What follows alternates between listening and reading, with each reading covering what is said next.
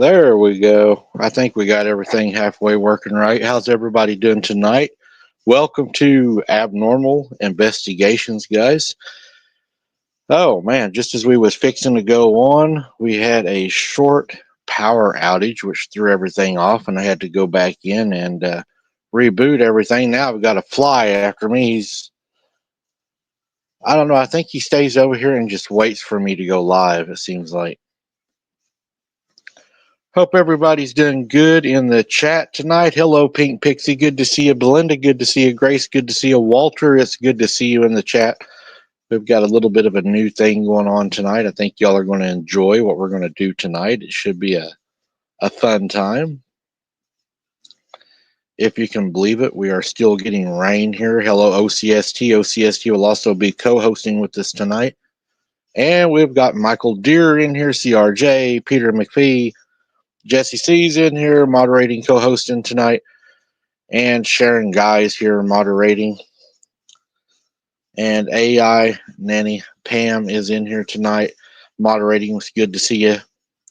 Jason B, it's good to see you. Team J, it's good to see you. We got a lot of, looks like some new faces in here tonight. Good to see everybody. Always glad to have everybody. Let me go ahead and bring in Jesse so we can get started in case I eat one of these flies and I'm not able to talk. All right. Hello. Yeah, that fly Oh has my stuff for gosh. you. I'm telling you, flies all of a sudden just like exploded around here. I don't know what it is. That's the one thing about summer I do not miss is the flies. We had the windows open and stuff though because it was nice out, so probably my fault. Yeah, I guess your cat's not upkeeping its portion of the rent, huh? Chasing Nah, those flies down. she don't care. She don't care. She just likes to attack me. And what's Mm. bad is this one fly. One fly. He Yeah. goes for my glasses every time. He tries to get in my glasses. But I'll go grab the fly swat here in a second, and all I'll have to do is just lay it here and they'll leave. Isn't that weird? It's like they know. Yeah. It's like, yep, he's going to kill us. I've seen a few new faces in here tonight I haven't seen before. So, Yeah. Hello, Peter. Good to see you. let Yes, me. you know. And did you see Ashley became a member? Oh, Ashley, welcome. Mm-hmm. I mean, I don't know if I can. Let's see. I don't know if this will do anything. No, it won't let me. Thought it would. I'll be right back. If you want to, Jason B, thank you for the super chat. God bless you for that. We appreciate that. I'm going to let you go ahead and start the prayer request, people, and I'll be right back. I got to grab something real quick. Okay. Well, happy Father's Day, everybody, to all those fathers out there. Whether you are a father to a human being or a fur baby or an uncle or grandfather or whatever, happy Father's Day. Happy Father's Day to all those mothers that act as fathers. Happy Father's Day. Hope everybody is having a great day. I am going to pull up the prayer requests. Give me one sec. I should have these memorized by now. Almost had them memorized when I was going over them yesterday.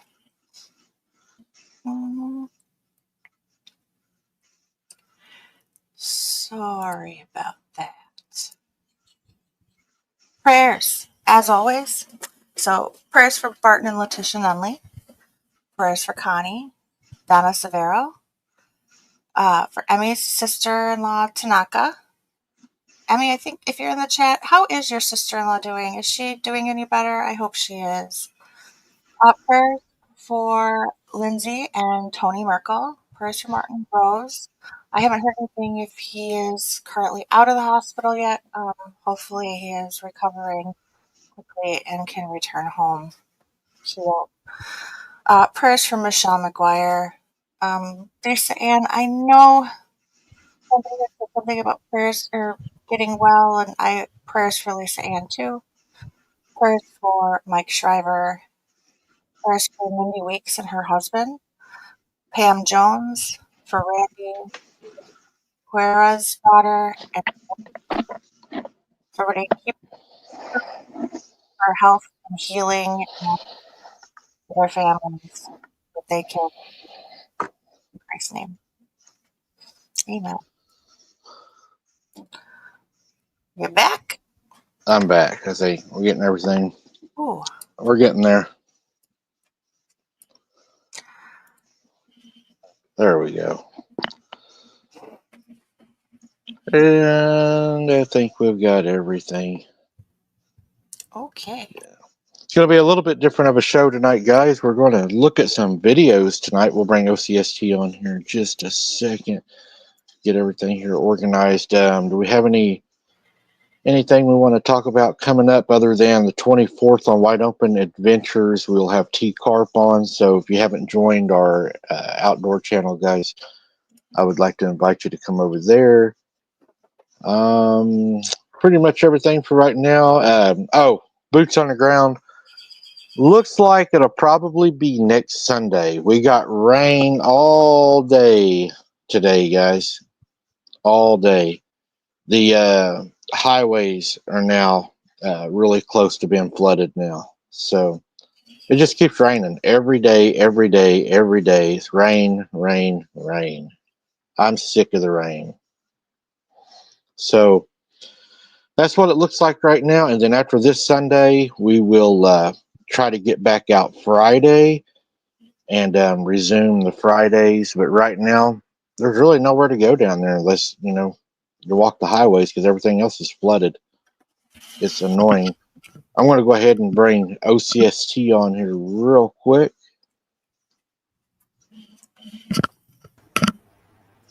Hello. Hello. Happy Father's Day. Yeah, happy Father's Day. Happy Father's Day. Yeah, I seen a thing. I seen a thing on Facebook. It showed, Mother's Day, and it showed a picture of the steakhouse, and it showed Father's Day, and it was a TV dinner. Mm-hmm. Did you see that? No, I didn't see that. And I didn't post it. I didn't even post it. I didn't even reshare it. Well, I requested pancakes, eggs, and bacon. That's what I got for dinner. Oh, wow. Oh, you had Brenner, huh? Mm-hmm. Brenner's good. Mm-hmm. I could eat breakfast for any meal, I think. I love breakfast. I'm tired. I love breakfast food. See, what were we talking about earlier, Christy? Our conversations always go to food. It does. What I was going to say, and the bacon was delicious, and not the turkey bacon this time. Jess, I'm sorry. We discussed. I'm sorry. Yeah, I had one of my supervisors tell me one time, he was like, some of the best conversations happened over a meal, I think that's what a lot of families are missing nowadays is having that sit-down dinner. That's the way I was raised. Come dinner time, we sat down at the dinner table. And if you didn't eat dinner at the dinner table with the family, you didn't eat dinner. Yep. Just it. Oh, yeah. Kids nowadays have got it made because when I was young, I remember Mom would tell us, back in the day, we didn't have an air conditioner. An air conditioner was all the windows open and the box fan in the window, and you would wait till a certain time of day to where the sun would be, behind the shade trees. Mm-hmm. And I remember we'd be playing and Mom would holler at us, and say, hey, dinner time. And fix this camera just a little bit. And when we would go home, if it was something you didn't like, then you ate, the sides or whatever. And if you threw a fit, there wasn't two dinners made, oh, we're going to make you a dinner. It was you ate or you was hungry. Mm-hmm. And there was nights, they would make things and I'd be like, chicken nuggets. Oh my God, I can't hardly stand them anymore. We used to eat those things. Ugh. But back in the day, Mom said they were cheap because they would buy the big bulk things of them. And, they would try to make it different each night. We would have it with, honey one night. The next night we would have them with ketchup, and then just always try to make it last. In my house, when we were when the kids were really young, my kids aren't normally picky, and they're still not. But I always said, you get what you get, and you don't throw a fit. If you throw a fit, you get nothing. So my kids learned really quick. If they threw a fit, you're SOL. Mama don't cook more than one meal, and I still don't. I know Colton has a texture thing about pork. Why, I don't know. He just doesn't like pork chops. And so when I make pork loin into chops, he doesn't eat them. But yet, if he turns around and smokes the pork loin and makes pulled pork out of it, he's all game. Oh man, I love smoked pork. Love smoked pork, especially if you can get the little baby pigs. Those are the best. Well, we get it from Walmart. So. We got wild hogs around here, and some of my friends will go out hunting, Oh, and they'll get the babies, and they'll do the whole hog, on the smoker, and they'll put sauerkraut and sausage in them and cook it. That is the best, man. That skin, the crackling, you can break that skin off and eat it. It's so good. This is about ready to puke. I love it, but when I was little, I was kind of. We lived 3 houses down. Well, it would be 2, not counting grandma's. 2 houses down from my great grandma, and me and her shared the same birthday. She was 70 years older than me to the day, and then in between us is where my aunt and uncle lived, and she used to hand out the Indian commodities. That was her job. And there was always, leftover food. So we would always go to grandma's, and you can't beat their cheese. Their cheese was our favorite. And we would always go and eat cheese. And on Sundays, back then, every Sunday, grandma, even though she lived alone, she was in her late 80s then, she would always make a Sunday dinner. And most of the time it was fried chicken, biscuits, gravy, the whole fixings. And I would know that I'd sneak over there and eat with her. The whole Southern thing. Yes. And, those were the good days, too, because Grandma was the school cook at the school I went to. And the school was just like 2 blocks from my house. So I had family working at the school. And it was one of those schools to where, I taught your mom and dad when they was in school, and everybody knew everybody. And, man, I miss those days. Those were the better days, where everybody knew each other. If you were to act up in school, Oh, God. was not a good thing. Because everybody and their brother knew who you belonged to.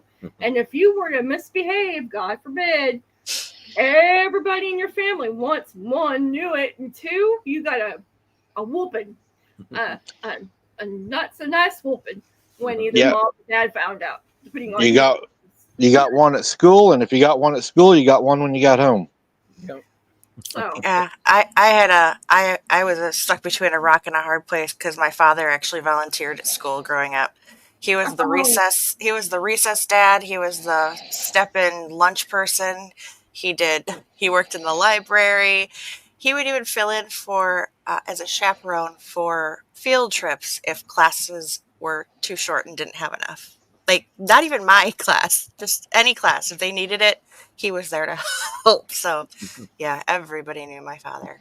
There was no way I could screw around in school. No sass talking, huh, Jeff? Oh, no. Yeah, all the kids in school used to say I was the weird one because growing up, one of my favorite meals that Mom would make was calf liver and onions. I loved liver and onions. And whenever we would go to school, they would have like liver on one day and corn, and all the kids would be like, "Oh, liver," and I'd be like, "If you don't want yours, I'll take it." That would be a little creepy.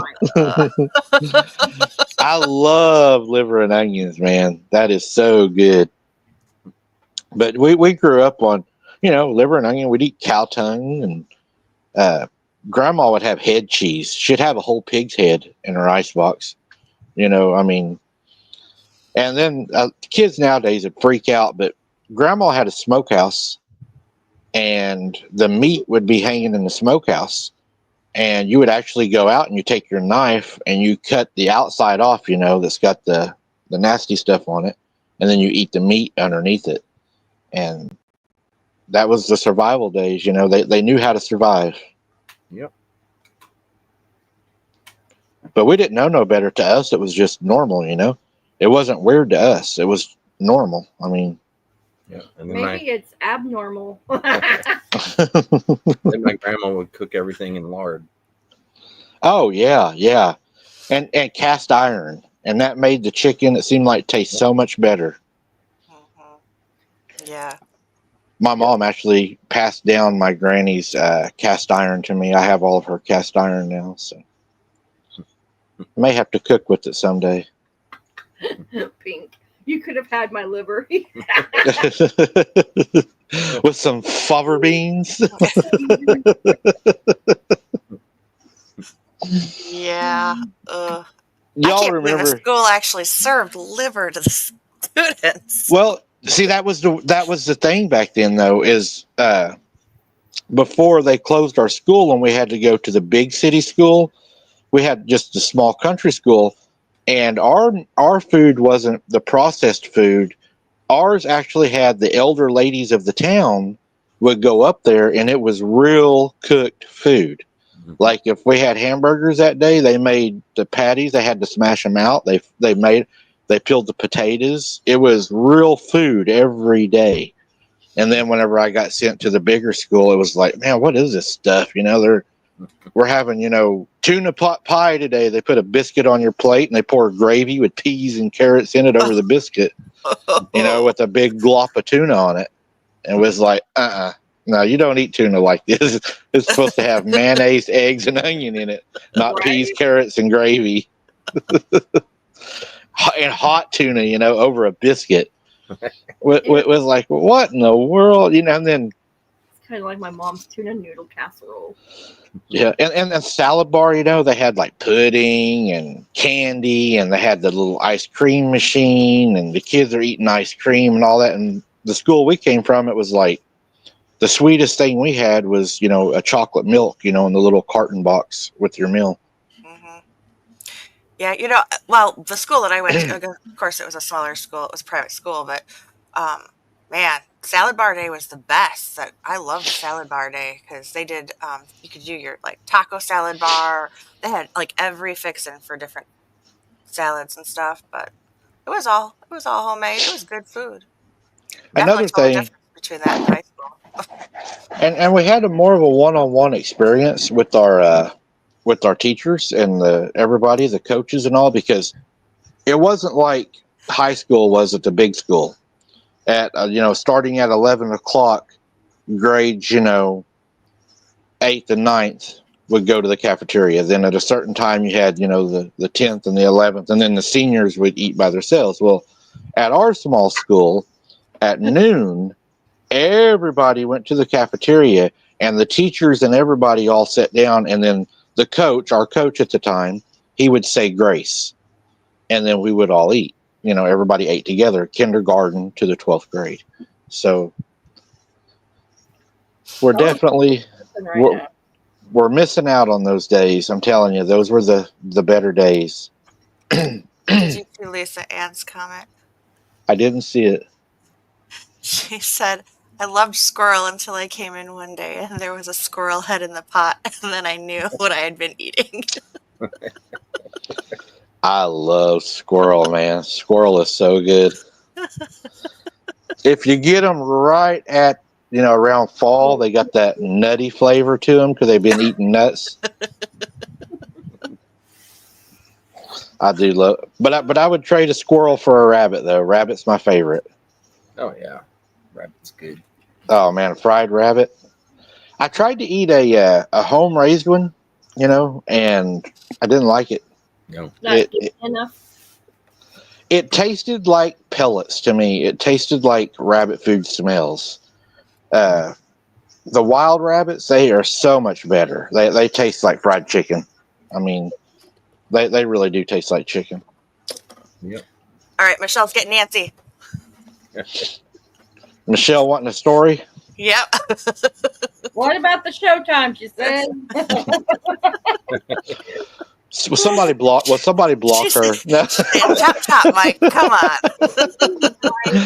Somebody block her and remove her now. No, not happening. She's just trying to keep you focused. That's all. Oh yeah, AI Nanny Pam, you're gonna make me hungry now. some frog legs and some homemade ranch dressing and some crawfish. Woo. I wonder. Hey Tony, are you? Do you have family in Oklahoma? Just asking. Oh yeah, Tony. We do that with squirrel too. We let them sit in the hot tub for a little bit. Hello, cannot do it without Michelle. Right, flower child? Understand. That is true. You can't do it without Michelle. We had to have a trip down memory lane and food lane. Uh-huh. I was gonna say when I was in school that I really liked the school pizza day. Oh yeah, everybody loved pizza day. That was a favorite day. Ireland? Oh, cool. Well, I just let you know that you may possibly have family in Oklahoma with the last name Lynch. Lynch is kind of a popular name here in the States, though. That's my uncle's last name. That's why I asked if he Oh. was related or had any family in Oklahoma. Tyler says go. Go. Michelle says, Mike, you got a big yellow bus with your name on it. Michelle's cheeky today. Michelle's feeling a little cheeky. All right. Well, I guess I'll move us over to the other screen. That way we can move to the dark side of the moon. The dark side. We'll go to the dark side of the moon and see if it's going to work. I shouldn't have to. Why did it not switch everybody? I I don't know. That's really long that's time. Oh, cool. that's really weird. We ran away. We're not there. Sorry. They are not here. It says remove. Let's see. Don't remove me. Ah, there we are. There we go. Hello again. That was weird. I had to go in and remove everybody and then re-add everybody. So Yeah, you know, I saw. Yeah, never mind. Jesse's supposed to be second. Huh? It's throwing me off. Sorry about that. It's okay. see, Uh-oh, we're doing the Brady Bunch. yeah. Lord George.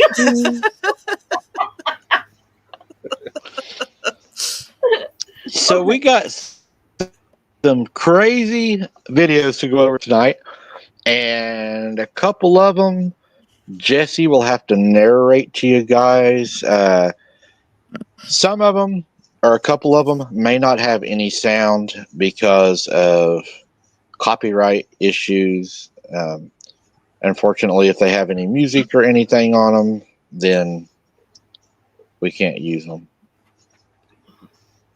which is really weird. All right, let me see if I can find our stuff here. There we go. I think that's it right there. Don't look behind the curtain.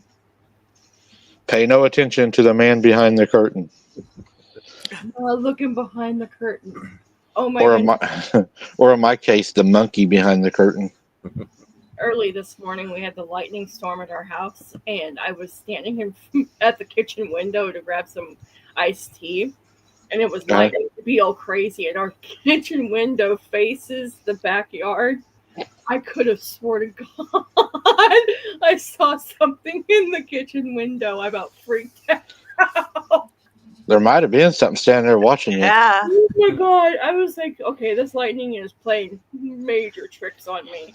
Especially right before a storm. I got my ice tea and got the hell out of there. Oh, okay. Anyway, I just have the story. All right, so this next one we're going to look at, guys, is a security guard that was working in a morgue. Oh, Heard something, and he decided to go check it out. So what you're going to see is the officer looking for something, and then you're going to see something that does not belong there. Let's see. There we go.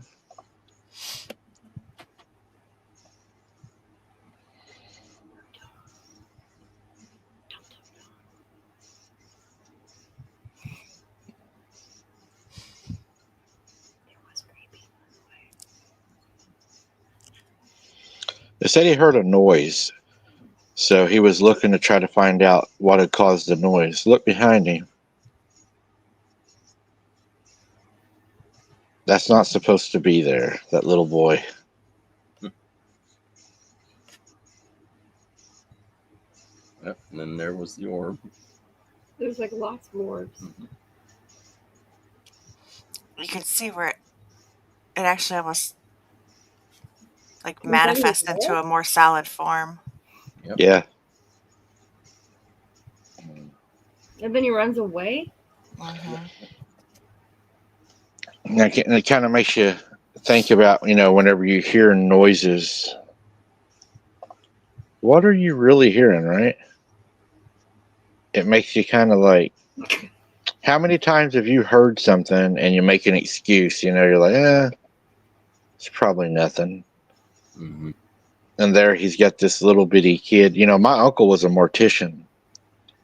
And he said, it was nothing for a body to set up in the bed.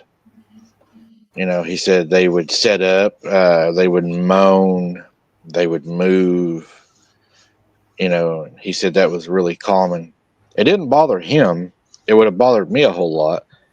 But he, one night, he told us a story one time, and he said it was a late night, and he worked nights most of the time, and said they had like a big room, and then he was sitting in a smaller room that had a big glass window that looked into the bigger room, where the bodies were at. And then he would sit in the little room and do the paperwork. One night he said he was sitting there and he had been doing paperwork. He got tired, and kind of dozed off sitting at the table. And he heard, on the door. And he turns around and looks, and one of the deceased bodies is standing at the door, knocking on the door. Oh, I would have freaked the hell out. So he got up and went and opened the door, and the guy was not dead. And the guy lived for a lot longer. He lived for many, many years, but the doctors had pronounced him dead and had sent him to the morgue to be embalmed. And the dude woke up on the table and was knocking on the door saying, "Hey, I'm not dead." Wow. Oh, hell no. Yeah. I couldn't imagine answering the door and not knowing whether or not it was like, am I seeing things? Should I even open the door? Yeah. That's what he said. He said whenever he looked over there, he saw the guy standing there in the hospital robe, the gown. Like, you're not supposed to be doing that. Wow. It'd be more freaky if it happened after they got embalmed. Oh, yeah. Yeah, imagine on the And I don't Oh, I'm not gonna finish that. I'm not gonna finish what I was starting to say. Never mind. Well, I don't know if it's oh wow, complete- Barbie. Huh? Barbie says her grandpa woke up with the toe tag on in Texas a long time ago. Oh. Oh yeah. Wow. And I don't know if it's probably one of those things that my mom probably told me just so I would stop asking her questions. But I remember could have been that I had heard a story about that once before. Probably goes back to the original times when with the bells they had to put the bells out because they were burying people that weren't actually dead. I'm like, well, how do they do that nowadays? Like, and make sure that they're not dead. And she goes, well, I think it still happens on occasion. That's why they embalm them first. Mm-hmm. Okay. I don't know if it's everywhere, but here in Oklahoma, you don't have to be embalmed.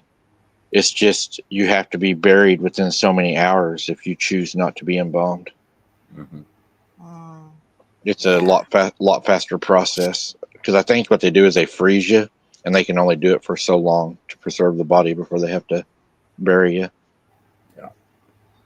It's a pretty weird Yeah, my uncle, he had some stories that would just blow your mind. He would tell you things about, car wrecks, and they have to do a lot of like reconstructive surgery in there and stuff like that too to Yep. fix people to make them look, good for the funeral.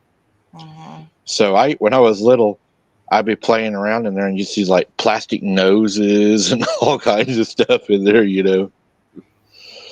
Yeah. I don't know how he done it. I wouldn't have probably have been able to do that kind of a job, but he did it for a lot of years. He said that, it was a job that had to be done and it was for the family and he enjoyed making the families happy. I don't think I would be able to do it. You almost have to have a different mindset. Yeah. He was he had a lot of faith. He was a big time Christian. And he's like, you're not dealing with that person. You're dealing with their body. It has nothing to do with that person. Well, that or you just talk to the person like they're still living there. Or Right. staying there or whatever. Well, he said there's two things a mortician loses, he said. Usually your back and then your mind. I heard that it builds up an appetite, that they're often very hungry after doing their work. Really? It's something with, I don't know. There's one guy that I was watching on YouTube for a while because he would answer just, normal questions because he was a mortician. He would just answer these normal questions and they're like, yeah, how often do you go home and you just don't have an appetite? He's like, actually, it's something with the brain and the smell of, I don't know exactly the whole details, but he's like, you'd be surprised. It's actually a job that you get very hungry at. I'm like, okay, I'll take your word for it, dude. Here's your one, and this will lead into another story I've got, and you all may have some stories after this one too. I would not be hungry after that. Sorry. Go on, fly. My God, this fly is going to cause me to have a stroke right here live.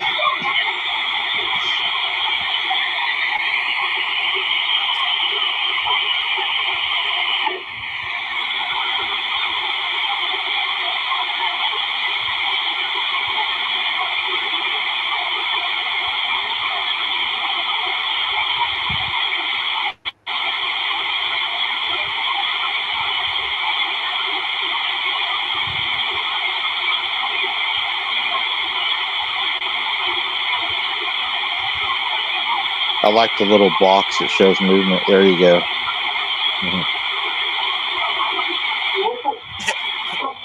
Nope.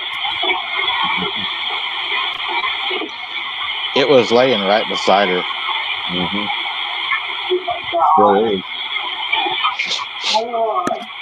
Yeah, I can see the pillow sinking and everything. Yep. I was waiting for something to go off by the baby. That's the baby. Sorry. So can you imagine you're laying in bed and that actually starts happening and the pillow's sunk in and You come back to do that to me and I'm going to.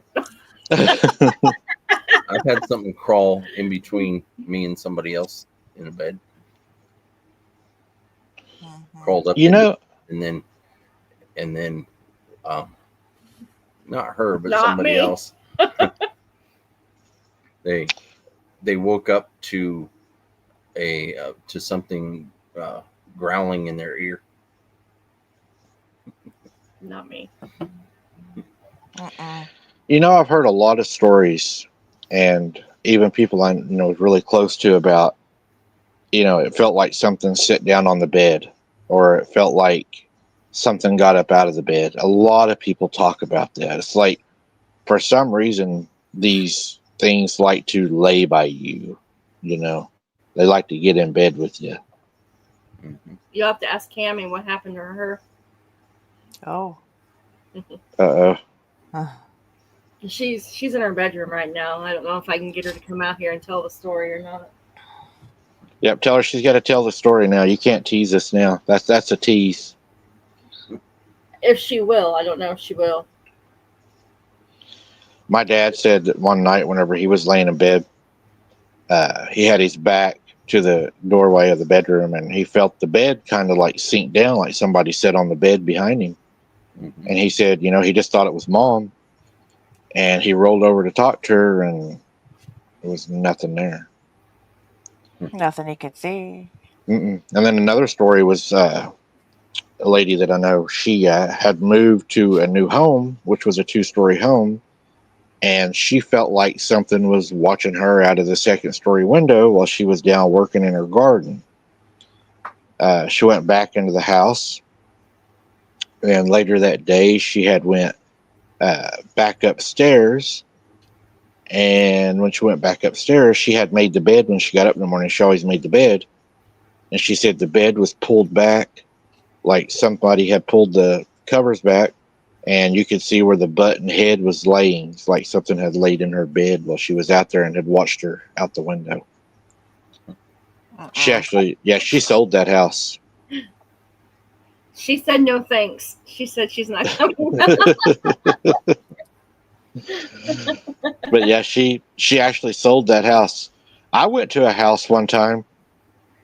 We was going to rent a house one time a long time ago, and we was excited to rent this house because it was an A-frame house, and I thought it would be cool to live in an A-frame house. So the person that had the house, they told us, where it was at and how to find it, and to go on out there, and check it out and see if we liked it. And, and after that we would talk about, payment and everything. So we drive all the way out to this place, and we pull in the driveway, and it's like a perfect place. It's like you got this 2-story A-frame house.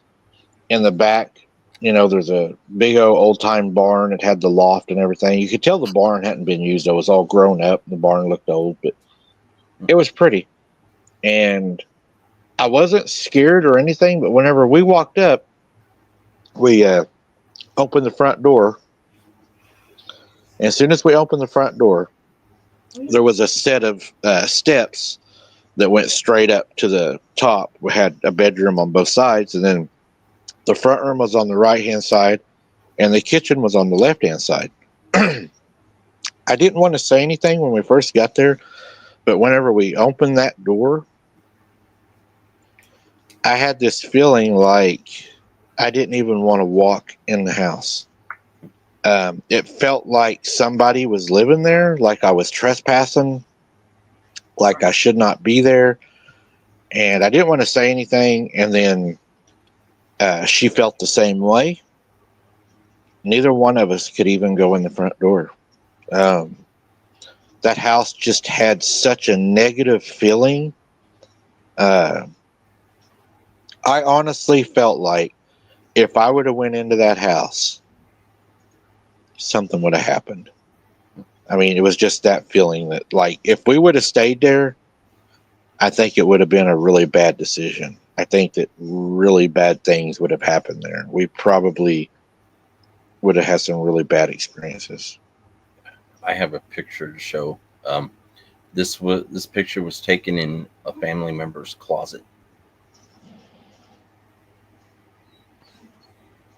Oh, wow. What is that? What? Show it again, babe. Don't get rid of it yet. No, I just like That dude's got some horns. Mm-hmm. yeah. Jess is like, dude, send it to her. And why is it always the closet? That,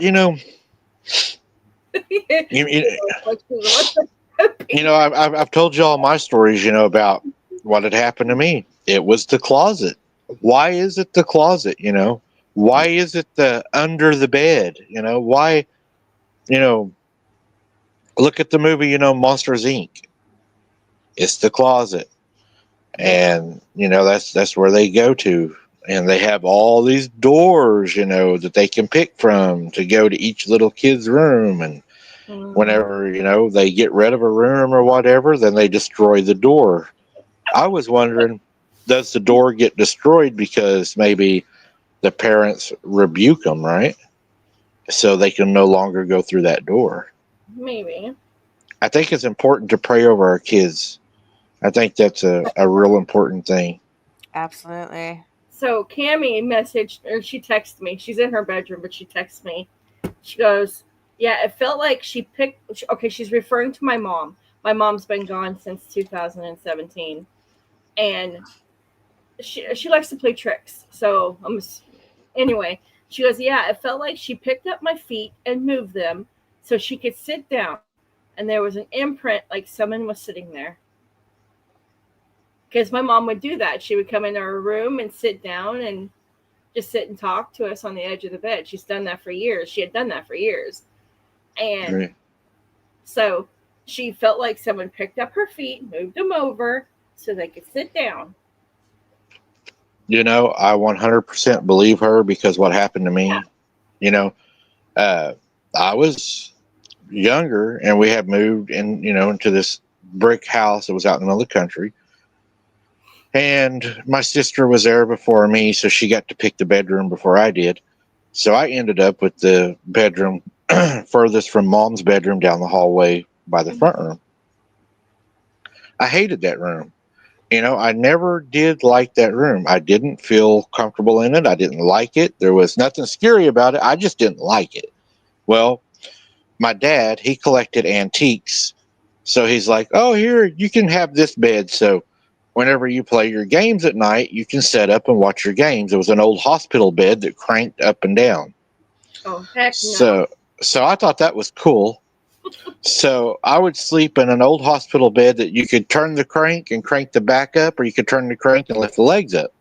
So I would crank it up, sit in there, play my games and all that. I thought I was uptown until I went to sleep one night and I was laying there in bed and I had a nightlight. It was a basketball because I was into basketball and Michael Jordan and everything. So I had a small basketball nightlight over there. And while I was laying there, I see something crawling in the floor.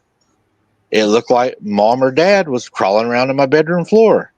And at first I was, like, "What are you doing? Are you trying to scare me? And, cause I thought it was them.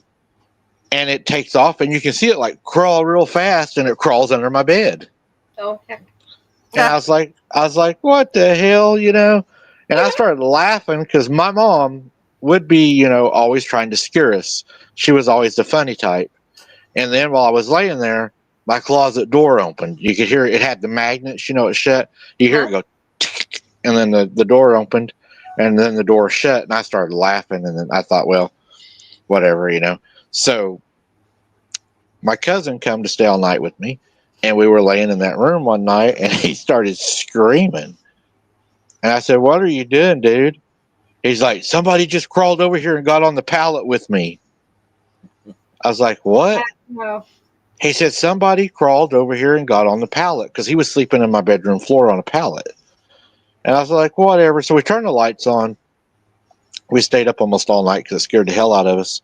But it was the one night that I lost my tooth. And I thought the tooth fairy was going to be coming to bring me some money. And I was laying in my bed. The closet light comes on, and the closet light had a long pull string on it. You could pull, and turn the light on in the closet. So the closet light turns on, the door opens.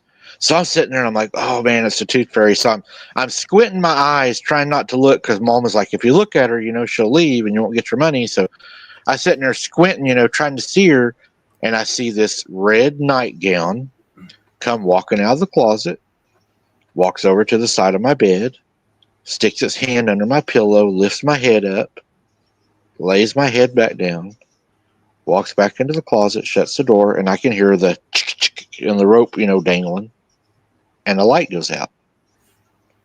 Next morning, I woke up and my tooth was still there. And I was like, "What in the world?" So I told my mom and dad about it, and they always laugh. It's like, "No, there wasn't nothing in there." And then years later, when I was older, we was building a house for my uncle, and this guy showed up and was visiting with my uncle. Well, this guy was living in the same house we lived in when I was little at that time, and we hadn't even talked about it. And he was like, "Yeah, my daughter Amy, She will not stay in that first bedroom to the left. She said there's a lady in a red nightgown in there that won't leave her alone. And I looked at Dad and I was like, I told you there was something in there. Oh my goodness. Yeah. That really bothered me really bad. Okay, remember I told you had something crawling up between me and one other person in bed one night. Well, this was a lady I dated quite a few years ago, and I was staying overnight at her place because she was saying she was having a lot of noise going on, and her dad had passed away not too long before that, and her dad, he was pretty evil person. You know, he wasn't nice to anybody. But he had passed away in one of her 3 bedrooms in her house, and she always kept that door closed and locked. Well, she would hear noises coming from in there and all that. So, you know, I stayed, and we both fell asleep. I wake up it's probably about 12:30 in the evening, and uh, I'm hearing something walk in front of the bed, back and forth, heavy steps. And I'm trying to wake her up. I'm trying to wake this woman up, and I'm shaking her, and I'm telling, hey, you need to wake up. You need to wake up. She would not. She would not move. She wouldn't make a noise. And then all of a sudden, I see something like it's crawling on its hands and knees in between us. And as soon as I saw that, I hear something start growling, and it sounds like it's on her side.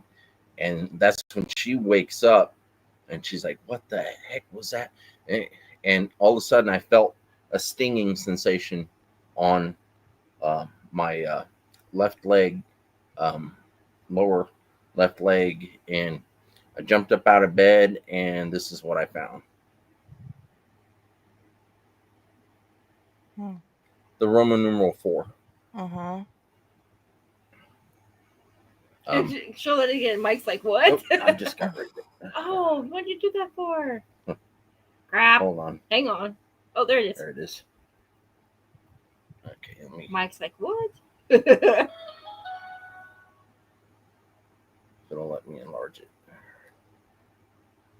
Okay, it's being stubborn. Oh, Did you lose it again? yeah. Trying to enlarge it, and it. His One phone away. doesn't like him. So give him a second. Yeah. It's a good thing we've never had any weird things like that. Well, Mike, what happened? we have weird things like Bigfoot outside. So. Yeah, I would say that. I mean, it's Can't hear me. definitely not of the norm.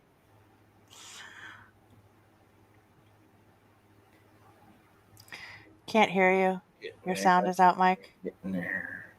Sorry, had a barking dog. So I wonder why do they pick our bedroom? What is so special? Because you notice a lot of encounters like that happen in the bedroom or the kitchen. Where we're most vulnerable. Yeah. We're sleeping, they can infiltrate our dreams.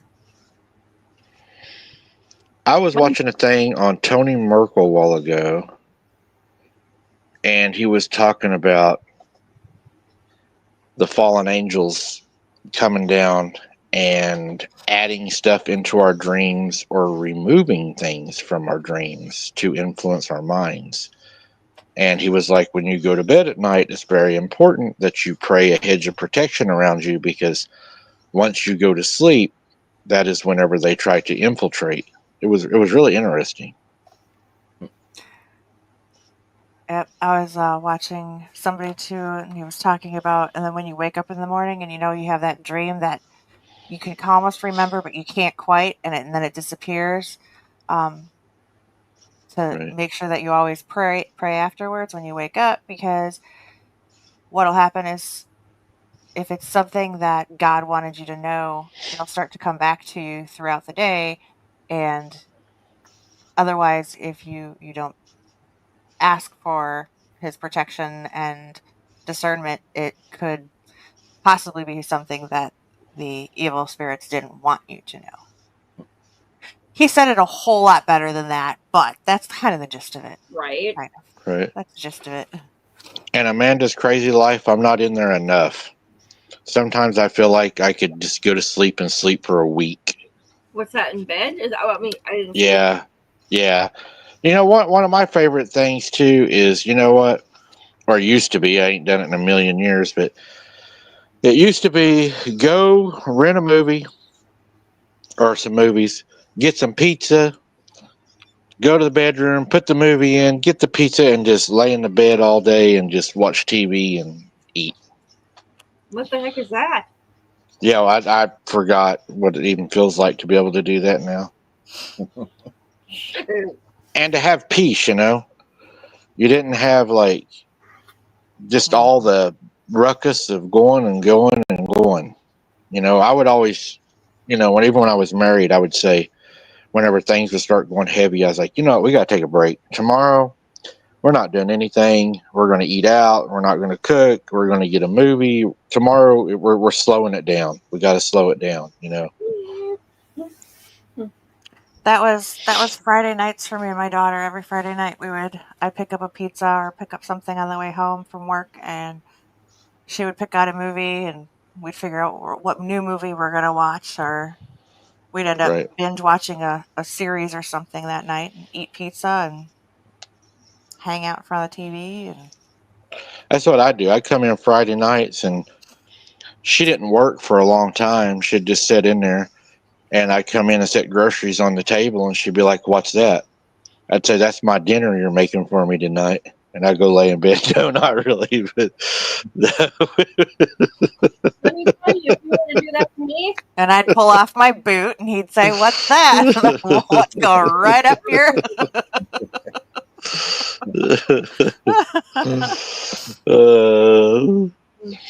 Find it.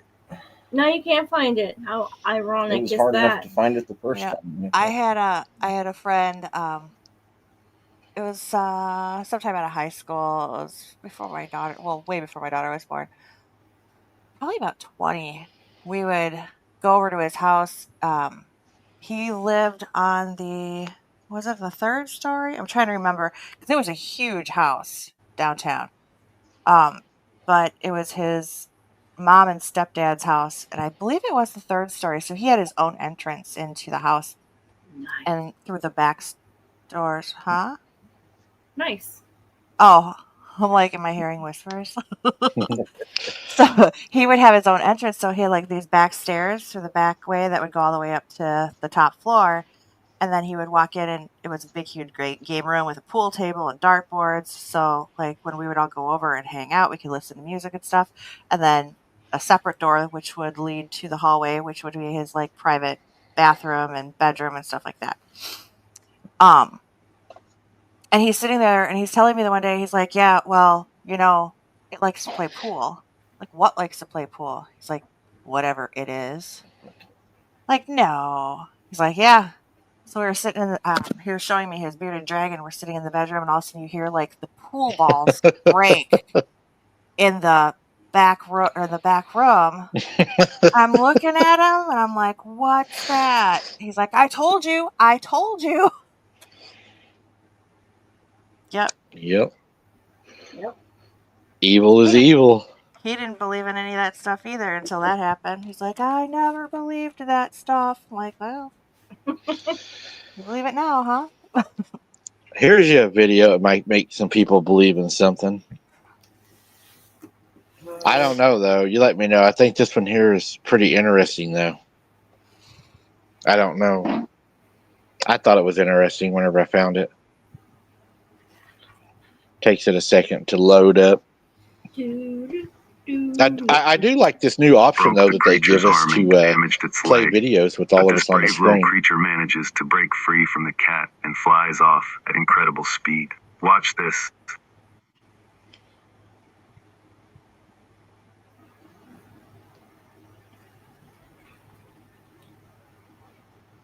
What's with the color?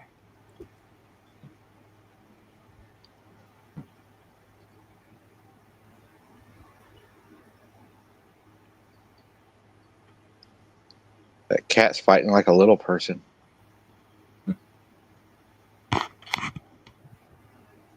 What the heck? What did we just watch? What the So What what was- is? So No. what do you think? So what do you think? No. I don't know what I just watched. I'm confused. It was a cat fighting a little dude. That's the I did. What? This little dude was trying to ride a cat for. Yeah. The little dude got his arm and leg broke. You can see the little dude right there. They probably challenged him and said, "Hey, go ride that cat." Oh. Now Yeah. I'm understanding. Pay close attention. He was probably trying to feel like Beastmaster. Yeah. Bam. I don't think it worked out for him very well. You know, Pink Pixie says, "Do it again."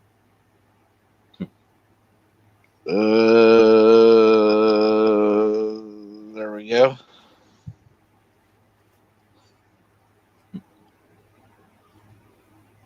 Finally, the cat broke Amanda's the creature's bragging arm and she's going damaged its camping. leg. But this Mhm. brave little creature manages to break free from the cat and flies off at incredible speed. Watch this.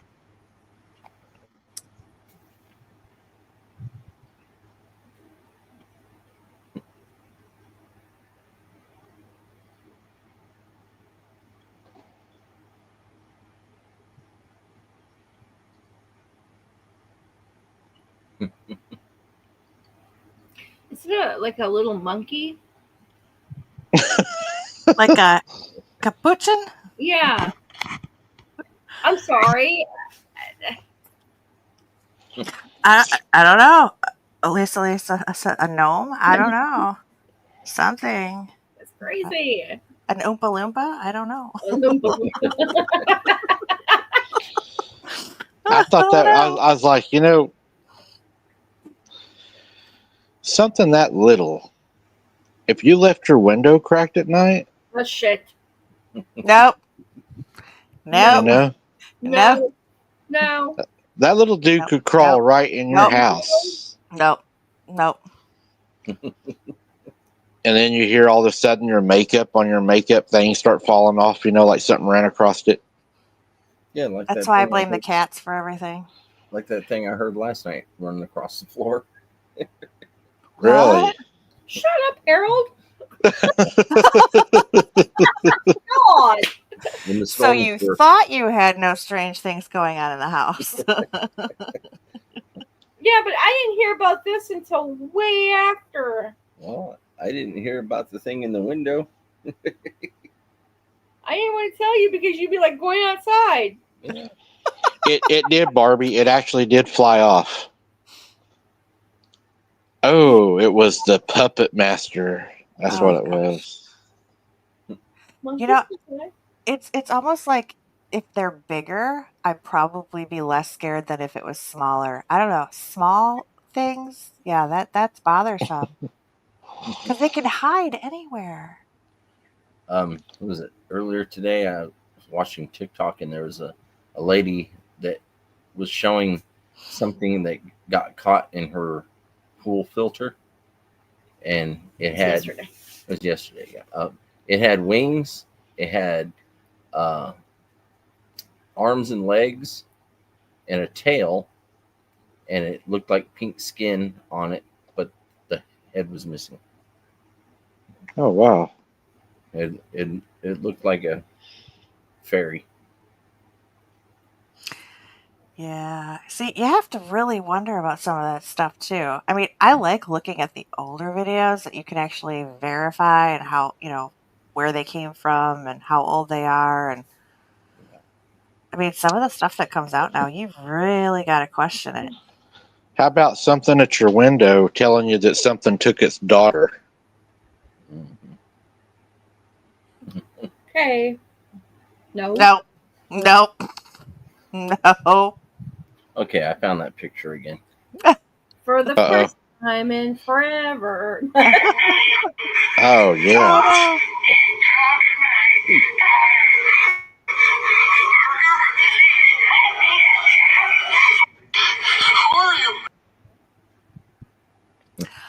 I thought that was like a mask at first, but Hmm. the mouth moved. No, it says they took my daughter.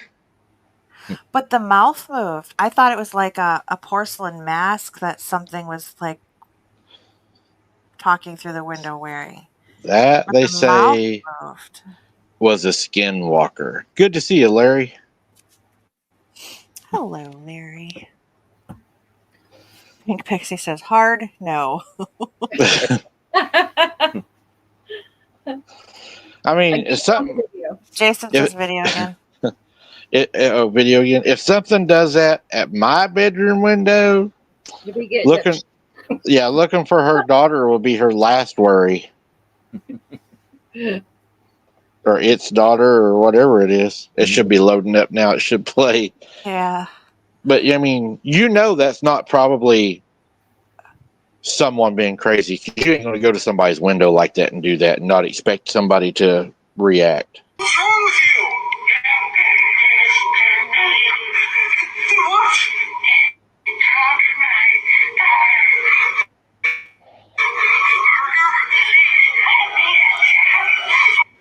How are you?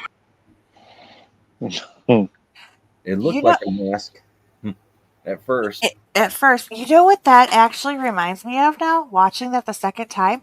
Do you know how many times I've heard people talk about the men in black showing up and that their faces didn't look right? It almost looked like they were wearing a mask. They were pale. They didn't have, it looked like Or the people that open the Vatican doors. yeah, like it just, their faces, it was like they put on a fake skin or a fake, and their faces moved, but it didn't have any expression or. That's what that reminds me of. That's what I think of whenever I've people seen talk about these I've men in seen them up black. close. I've seen them up close, and The men in black. they all look exactly the same. Same hairstyle, same facial structure. They spotted some of them whenever they done that last Vatican thing before the last Pope passed away. And the people that were in line were actually had those white, weird looking faces whenever they opened the doors to Satan's lair. They done that, right? Mhm. They opened the doors to Satan's room in a ceremonial thing. And the Pope looked really scared at whatever he was looking at inside of that room. And you can hear a little kid crying inside of that room. And this room hasn't been open for years. And he has a really, really scared look on his face. He's in a wheelchair and they like kind of pushed him up there and left him. But but he has like this really scared look on his face. And if you're not subscribed to our Patreon, guys, you're going to miss a hell of a show that we're going to be doing on that, because did you all know that on his deathbed, the Pope's deathbed, before he passed away, that he was screaming Satan was there to take him, and he was begging him not to take him? That was verified.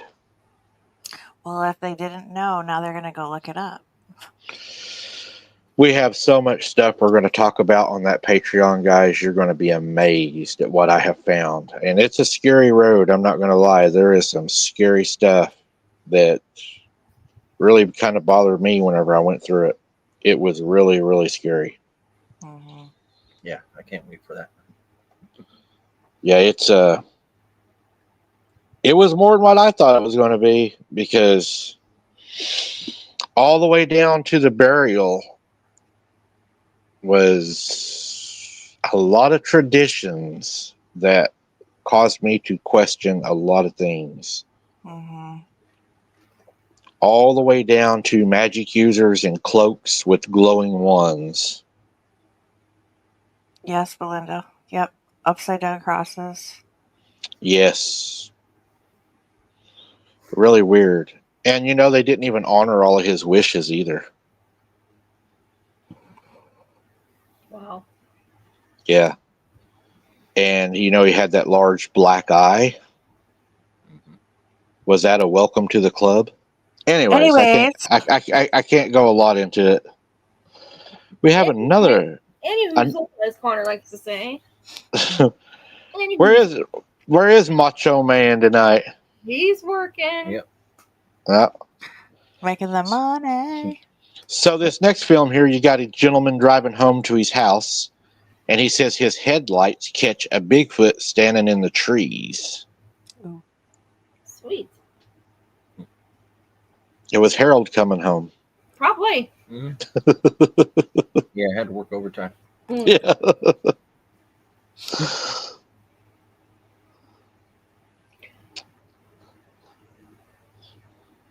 Oh yeah, I know this. I love the trees around his property, though. I love trees. Oh, I think I have seen this one. Yeah. I think I've seen this one too. Is it the semi truck driver? Wait till y'all see the trees at the site. See him standing right there. Yep.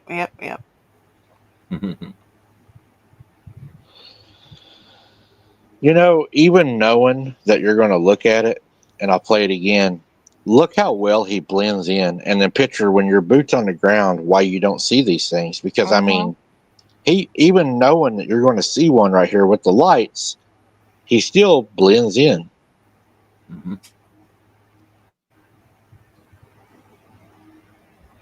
Amanda, we should be doing that really soon. It'll be a Patreon because I could not release it on regular YouTube. They wouldn't allow me to do that. Here he comes. Right here, I think. There he is. You see his face.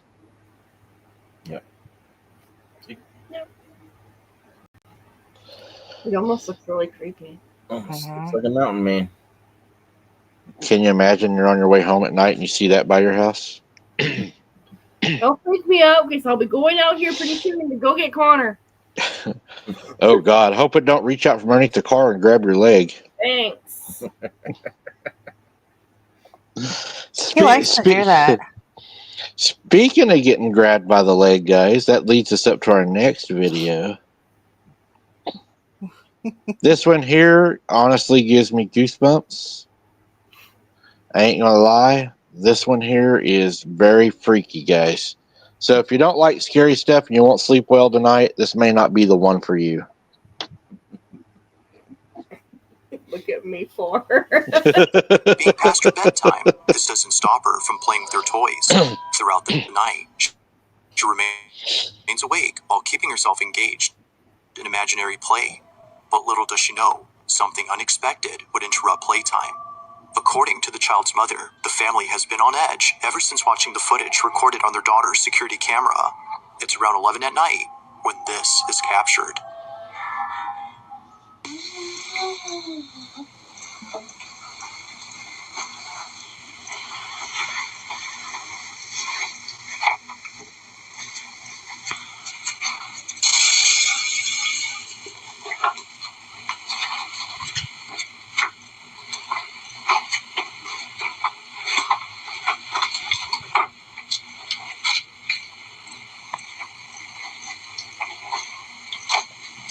Can I play with you?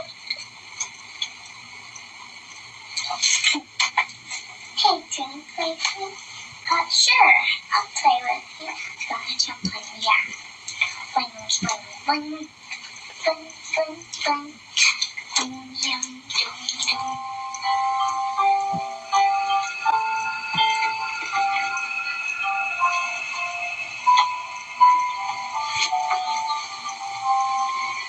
You see the toy light up underneath the bed. Same song she was singing too. Yep.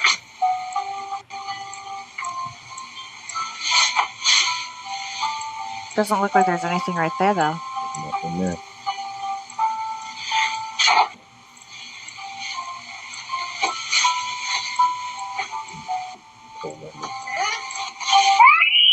Yep.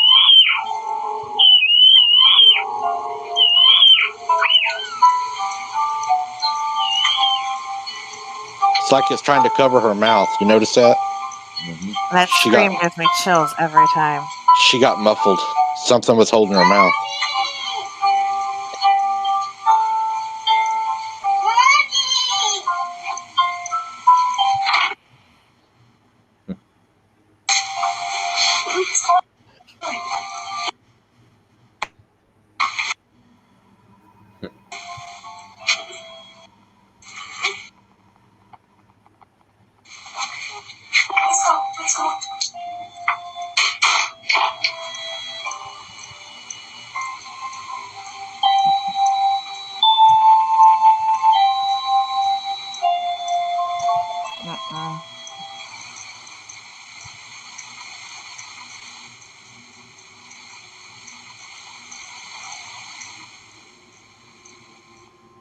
No wonder that the mother has kept her daughter away from this room.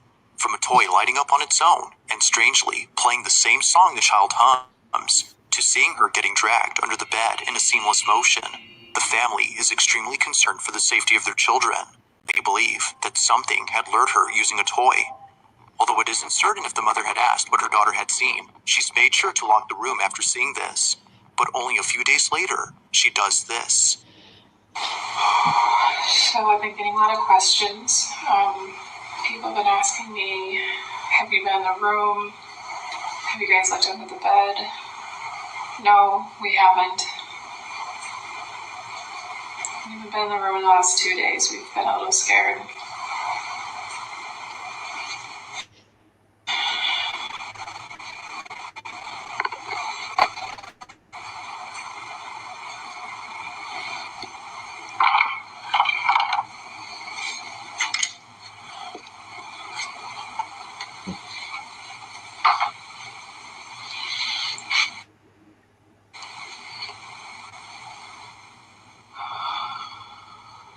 I should not be this scared right now.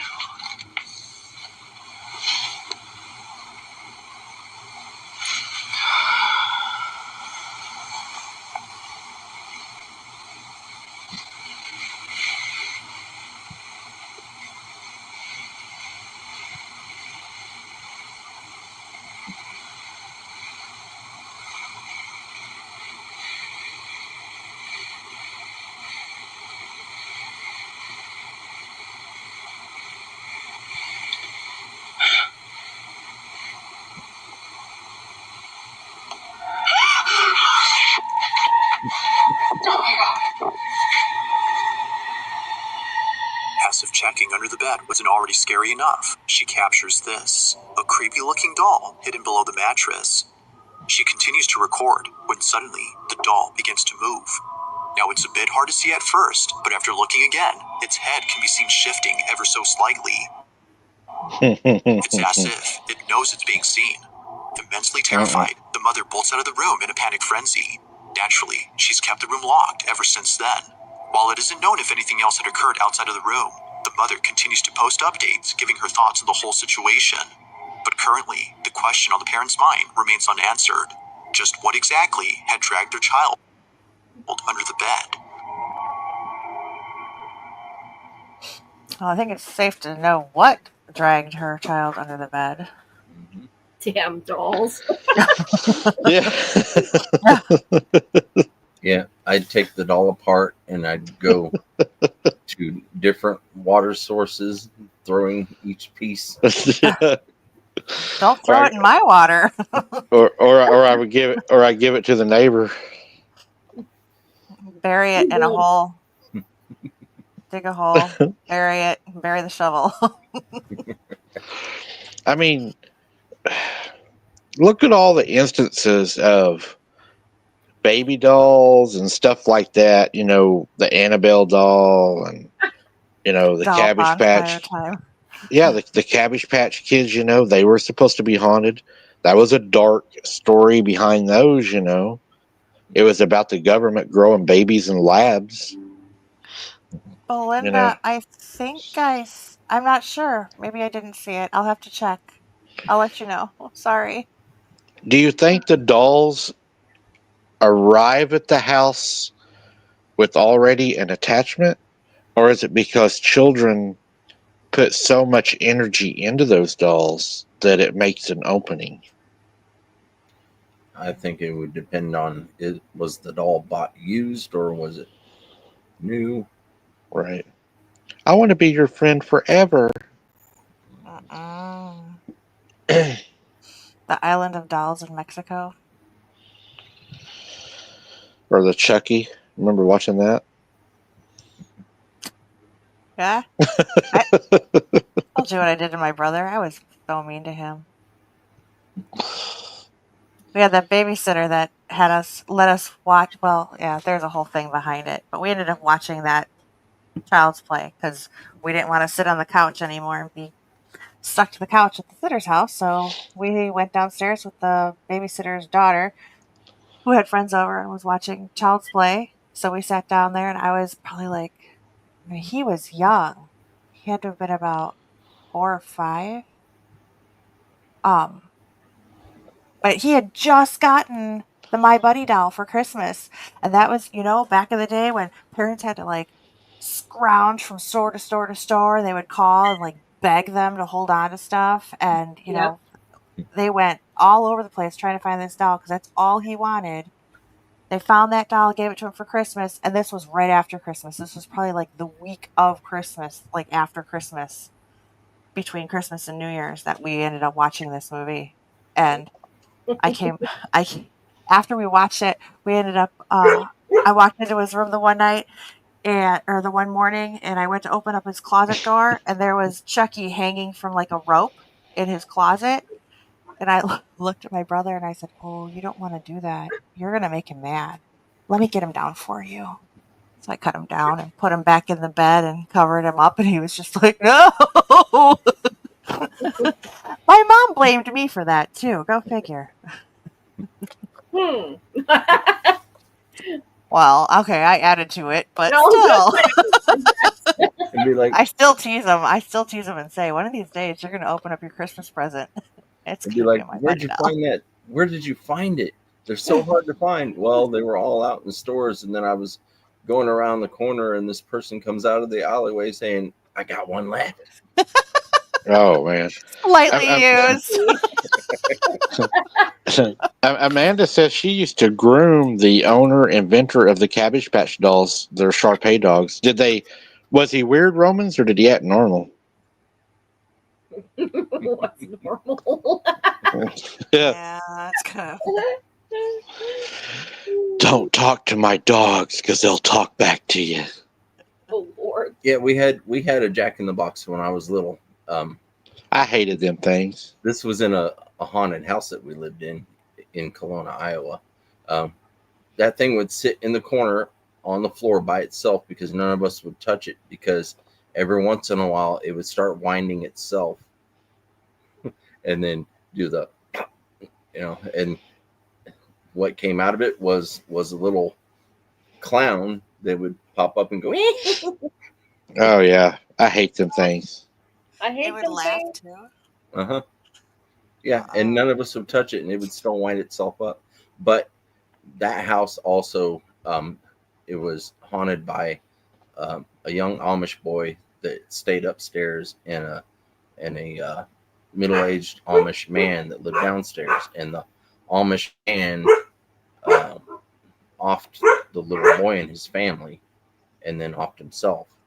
Well, that little Amish boy ended up every night peeking his head into our doorway and checking on us, like tucking us in, kind of, and he'd peek in and go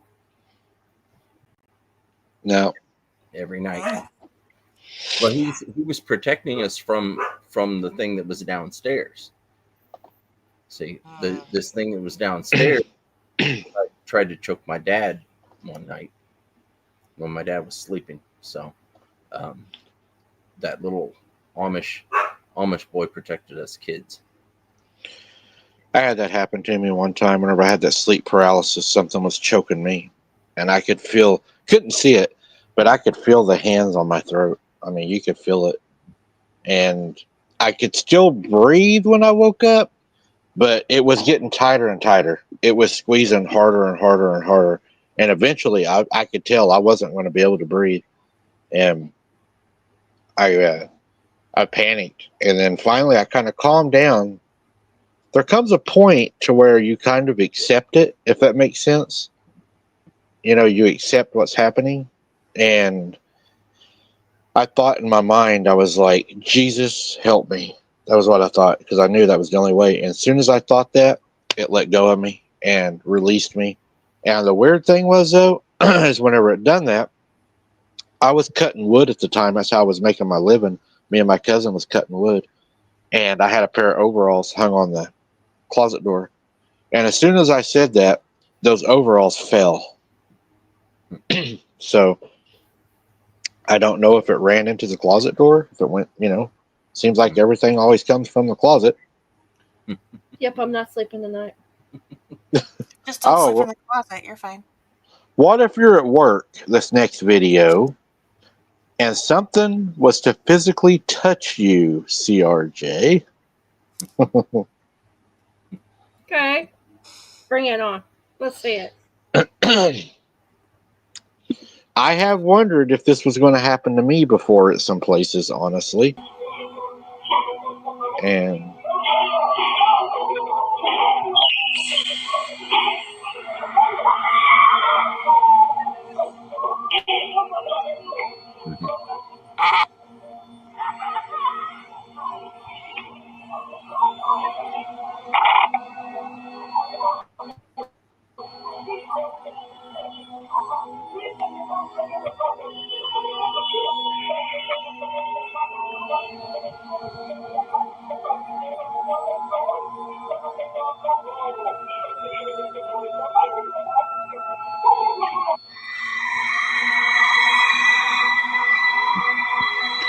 my question is, why is there a doll hung on the wall right there? Yeah. Needless to say, the store owner who appears on camera was left baffled, given the history of strange occurrences that have taken place at the store.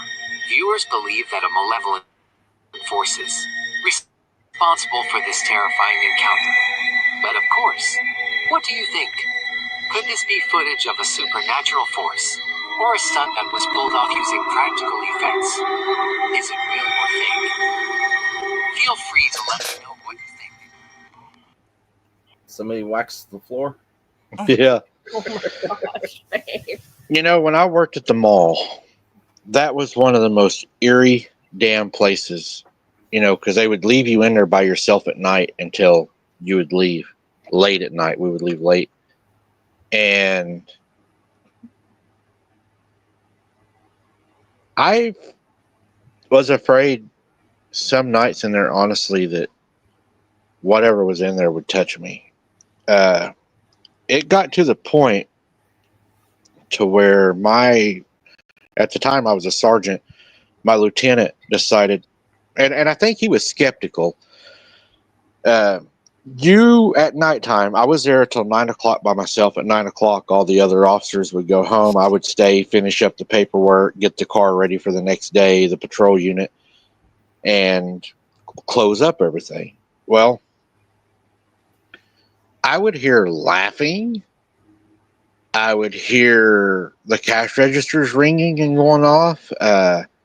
You would hear, like, you know how, like, during the day you'd hear the bread pans and stuff at, like, Pretzel Maker? Just the common noises of the mall. You would hear those all night. Like, the mall was still alive. Like, it never closed. And that's what I always said. This place never closes. And I got to telling, you know, my lieutenant about it, and he's like, man, Mike, I don't know. And I was like, dude, I'm telling you, I'm not losing my mind, because every hour, and this is what sucked, Christy, every hour, we had to walk that mall by ourselves. And it wasn't so bad walking the main hallways, but you had to walk the corridors. And you can't see around the corridors until you walk around the corners. And you would hear footsteps running in them, stuff walking behind you. And my captain at the time told me, don't look for it. Just do your job. Don't look for it. And I thought they were full of crap whenever I first started there, but until I had some things happen. So I told my lieutenant about it, and he's like, hey, I get off at 9 o'clock tonight, but I'm going to stay overtime with you, and we're going to figure out what's going on. He said, I think some of those kids, we had a place down on the east end of the mall. It was called Rue 21. And there was a bunch of kids worked in there, and he said, I think some kids are probably, you know, staying in there after closing and hanging out. So I was like, all right. So he's like, we'll figure it out. So he stayed, and we had a really nice camera we used for, like, crime scenes and auto accidents and stuff that we would use to do all of our investigation. He's like, we'll use this camera tonight, and we'll find out what's going on. So we're sitting in the office, and down on the east end of the mall, it's, of course, the darkest end. All there is one security light at the very end of that hallway. And we're sitting in there, and we hear a little girl laughing. And I looked at him. I was sitting at my desk, and he goes, oh shit, did you hear that? And I was like, yeah, that's what I've been telling you. There's weird stuff in here. So he's like, come on. We grab the camera. We walk all the way down that old dark east end with all the plants, and trees are right down the middle of the hallway. And we get to the doors that open up that go out into the field where a guy actually had shot himself at the mall. He walked in, stuck a gun, and done his thing. Well, we walked down there, and we were standing down there in the darkness, and we start hearing like knocks up on the ceiling. There was skylights, all the way down the mall. There was skylights, and it sounded like something was on the roof, knocking on the glass, looking at us down through the roof. And we knew there was nobody up there because a lot of you know that on top of the malls they have what they call pressure plate security. If you walk up there, it senses the pressure and it trips an alarm. There's no way you can be up there and not know you're there. Mm-hmm. So we're looking around, and my lieutenant's like, oh shit, and he like trips out. He like starts like going, no, and I'm like, what, dude? And he's like, I saw a face looking down through that at me. And I was like, no way, dude. He's like, dude, I saw a face looking down at me. It was a little girl. So he takes that camera. That camera had a function on it where if you held down the mode to take a photograph, it would like take real fast photos. So he held it down, and he like sprays the hallway and up. And then we go, and he's like, dude, there's somebody on the roof. There is somebody on the roof. And I was like, there's nobody on the roof, dude. He's like, there's somebody on the roof. And I was like, it would trip the alarm. He was so convinced that he's like, we're going to the maintenance shop, and we're going on the roof. There's somebody on the roof. So we went to the maintenance shop, which required a key to get in through a steel door. You had to have another key to open the steel cage in there because that's where they kept all the tools and manure and everything for taking care of the landscaping. So you got to unlock that, and then you walk in, and then up above you have to pull this ladder down, and to access the roof, you have to unlock another lock, and then you got to turn off the pressure alarm so it doesn't alert the police department. So we turned that off. We opened up the lid, went on top of the mall, walked around, nothing was up there. But when the weirdest thing was, when we got over to where he said he saw the face, there was actually condensation on the glass where it looked like something had been breathing on the glass. So we crawled down, turned the alarm on, locked the hatch, locked the cage, locked the door, started back to our office. And our office was, the whole front of our office was tinted, very dark glass. You couldn't see inside of it. And it was bullet resistant glass. And as we're walking up there, he just takes the camera and takes a picture of our office, the water fountain that's in the middle of the mall that goes down to food court, just takes a picture. Well, I'm sitting there finishing up my report for the night to send into juvenile services. And I was typing it all out. I think we'd arrested like a few kids that night. And I was typing my stuff out to get everything done. And he just like is sitting at the computer on the other side. And he goes, man, this is some bullshit. There's not going to be officers here by themselves no more. I'm going to talk to the captain tomorrow. And I was like, why? And he said, come here and look. And I walked over there, and where he took the picture of our office, there was a little girl standing at the front door of our office. And we had reports from other officers working there.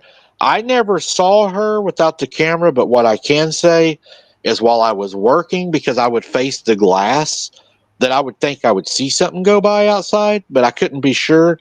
Right. But we did have other officers say they saw a little girl in there. So one night we had left, and we had a new guy working, and we would always, after we got off work, we would either go like to, Circle K, somewhere, get a coffee, kind of chill out in the parking lot a little bit, and coffee and donuts.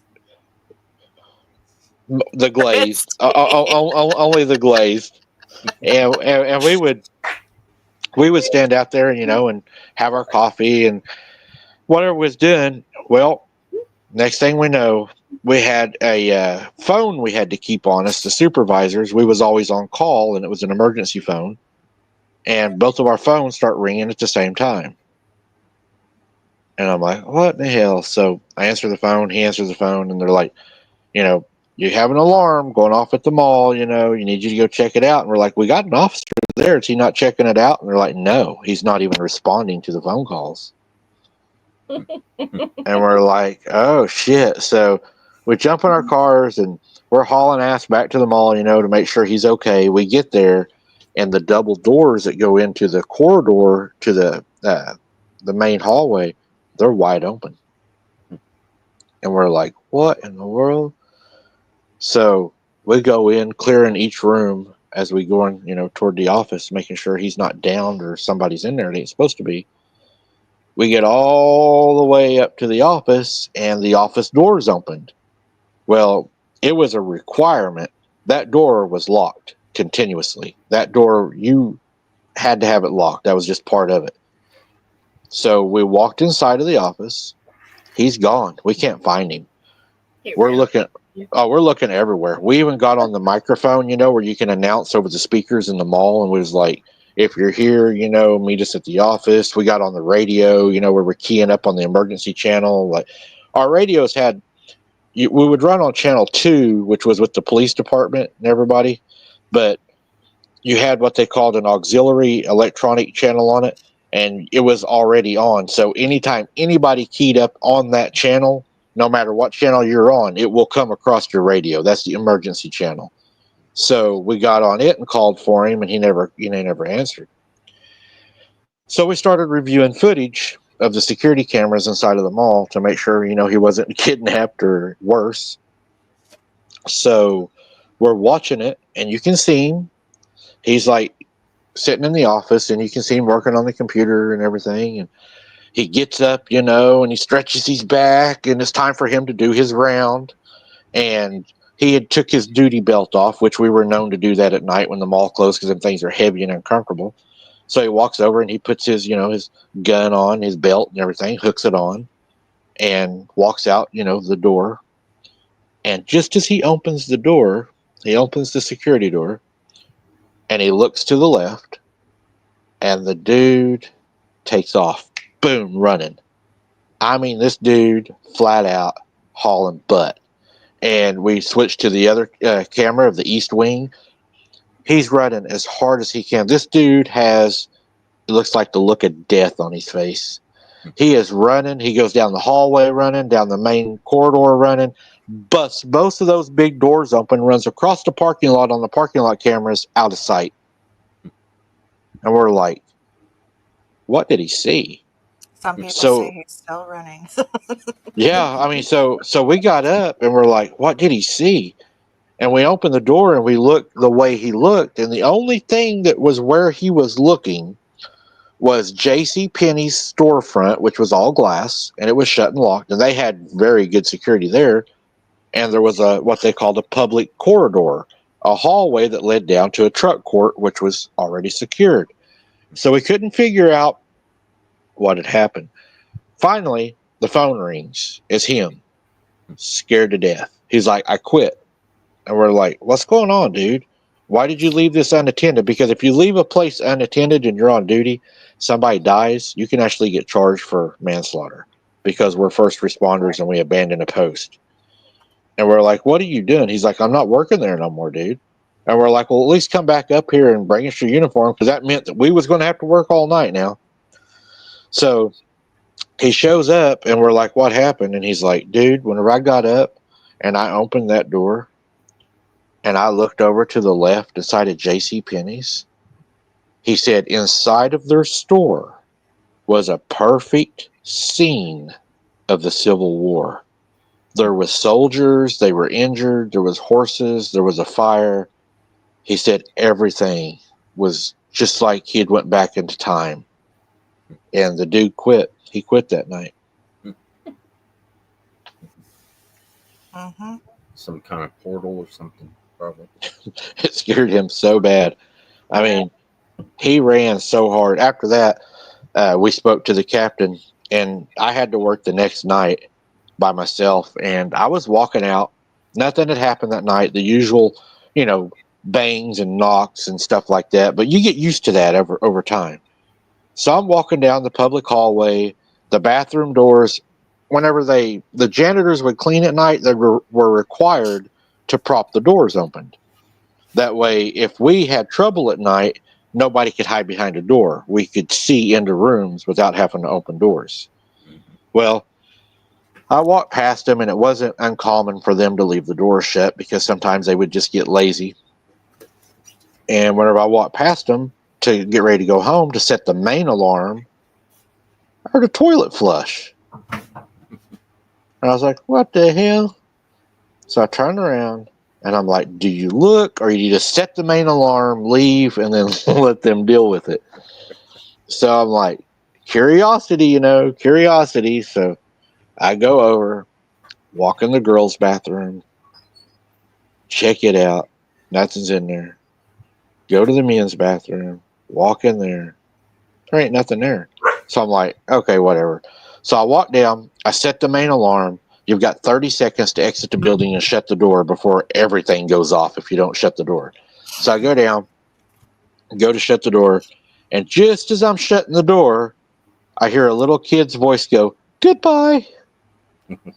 And I just slammed the door and left. Told my captain about it the next day, and he's like, oh, yeah, that happens all the time in here. Just don't talk to it and don't acknowledge it.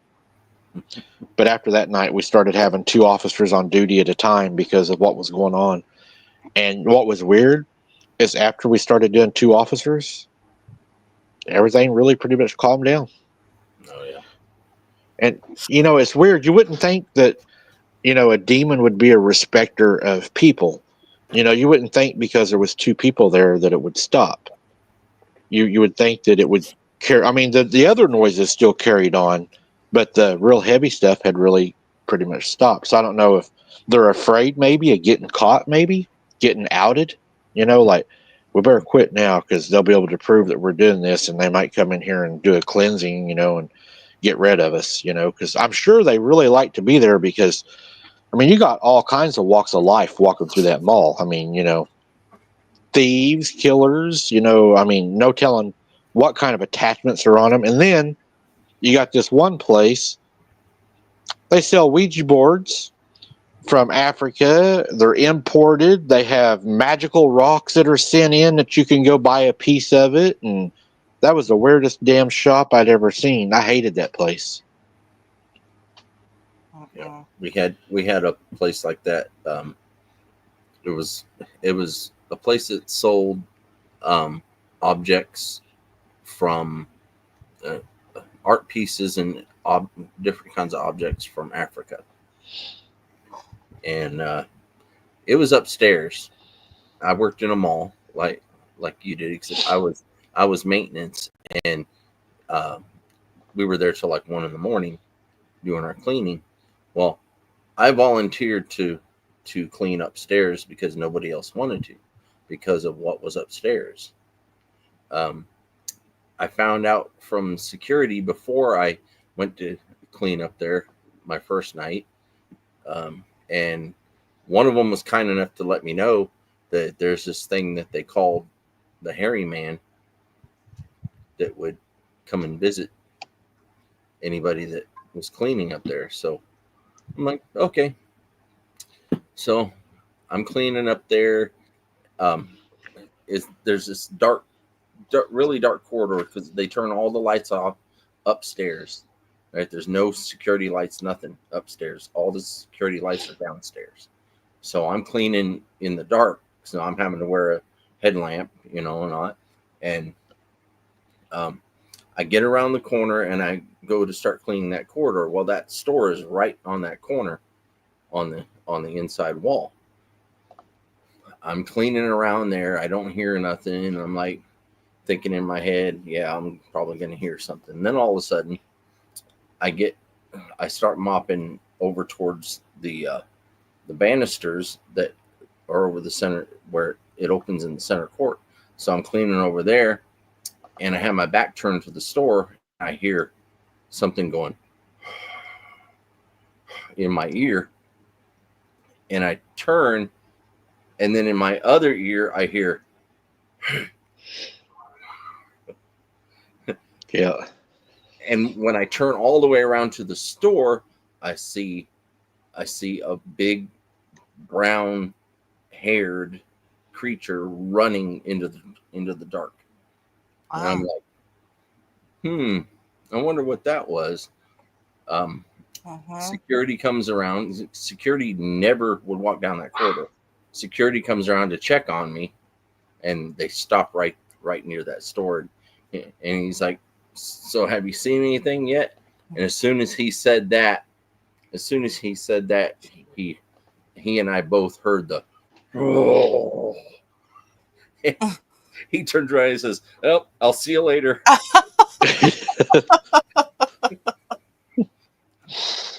Answer that question.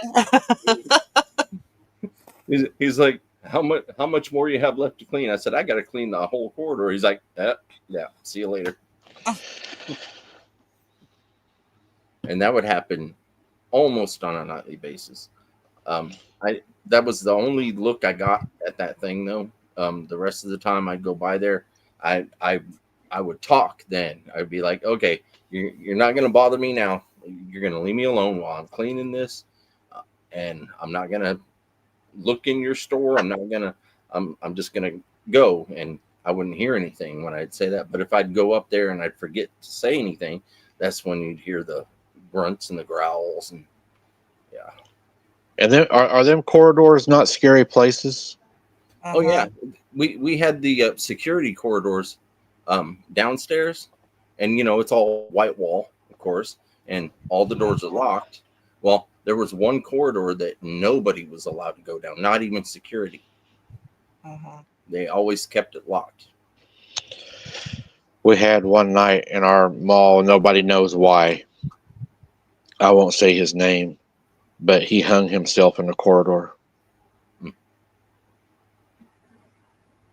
So nobody knows why he done it, but for some reason that night he went down and threw an extension cord up over the rafter and done it right there in the corridor. That's horrible. That's sad. Yeah, you never know what those things are capable of making someone do. Yeah. For sure. And it makes you wonder, what did he go through before it happened? Like Christmas time would come around and they would have like the Santa Claus houses out there, and they'd have the little elves, the little stuffed elves and stuff on display. Sometimes you would come back and they'd be all moved around, like they were moving around while you was out doing around, Oh yeah. I'd look into places like Dillard's and JCPenney's, and I'd see mannequins start to move and then actually away from the window. That happened. And then you wonder if it's your imagination. Like, am I seeing that for real? Or We had that. We had kind of something like that happen one night. The mannequins would be moved around, but one weird night we had a toy store inside of there. It had a glass front, and one night whenever we was doing our rounds, all like the little toy robots were all standing at the glass like they were watching us, and it was like, that's weird. We just mentioned it. Then on our way back, Micah's like, that's weird. And I said, I know, dude. And he goes, no, look. And they were all gone. Yeah, we had a KB toy store. That was it. Yeah. That was it. And everything would start going off in that store at night after the mall would close. Everything would go off in there. I'm telling you, toys are not innocent. Toys are bad. That was the scariest place in our mall, was the fucking toy shop. I hated that place. That place was eerie as hell, man. You'd walk by there. Yeah, Nope. I remember the KB toy store at our mall here too, and it always gave me the creeps. Hated that place. Imagine walking down there by yourself at night, having to walk in there around all them dolls and stuff looking at you. And, a lot of them are on sensors, so you walk past them and they're like, you want to play? Yeah, the security guards, they told us that, when it was their turn to actually go and check out that store, they drew straws. They actually drew straws to be the one to have to go check it out because they were really afraid of it. Oh. And then we had another store that sold mattresses. It was full of beds. And one night it sounded like there was somebody in there jumping on the bed. You could hear the and walk down there and there ain't nothing in there. It's just the kids jumping on the beds. Yep. Or you're cleaning you're cleaning downstairs around the escalators, and then the escalators start up, and then you radio security, and security's like, there's nobody in the control. The control area is underneath the escalators, right? And the door's locked. So wow. like one person has the keys and the other one is just walking the grounds. So the one with the keys, we'd radio them, and he'd be like, I got the keys, and he'd come walking up. He's like, see, I got the keys, and walk over to the door. It's still locked. Wow. So, Jesse, this next story, I want to let you kind of narrate it. It's the one that you had sent me. It is the ones with the cups. The cups. Oh, okay. So, yeah, if it's loading. So, in this one, it was just a typical family. They were videotaping the daughter doing the little cup challenge to see how quickly she could stack the cups. And there was all of the videos that the family put out. Apparently, it was just specifically family stuff. There was nothing spiritual or ghostly or crazy about any of it. And they only realized what was going on after they were replaying it for the family.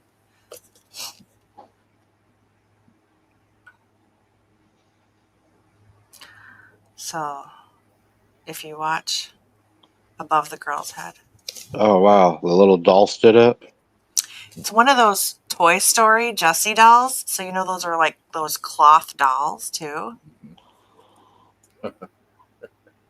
So, it's not like a hard plastic doll that would just... Yeah. Wow. Hello, Dude 45. Good to see you. Glad you was able to make it.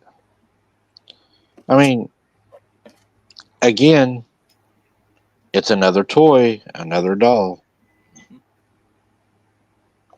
And you have to wonder, too, you know, well, it'd be interesting to know if, like, the family had other stuff going on prior to that. But, I mean, a cloth doll, there's nothing...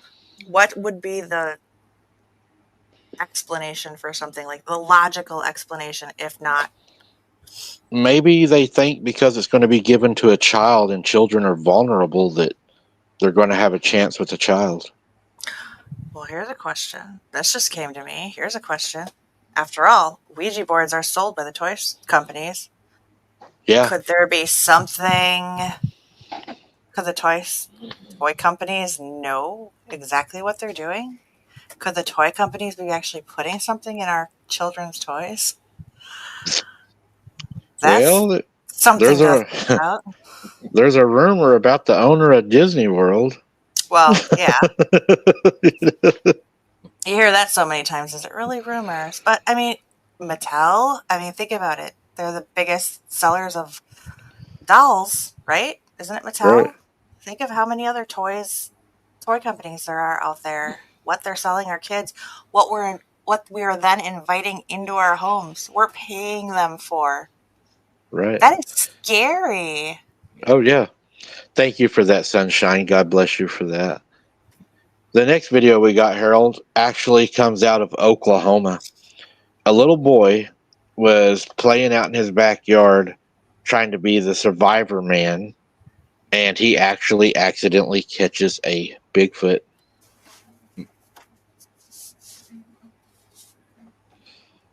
I thought people would really like this one here. There we go.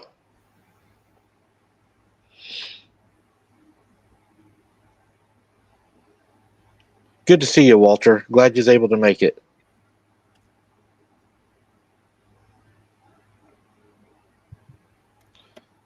Oh yeah, I love this video.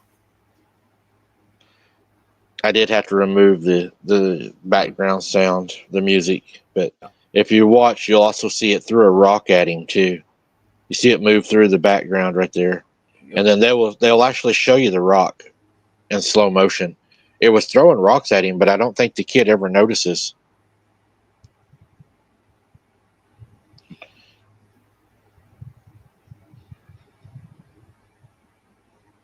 There he goes. And here's the rocks.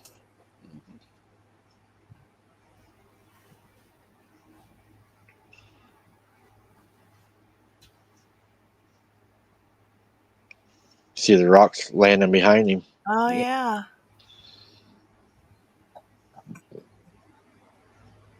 There they go. Yep.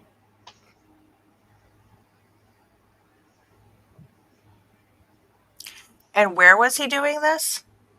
Oklahoma. No, like was this in his backyard? Was this? Yeah, his backyard. He was out playing.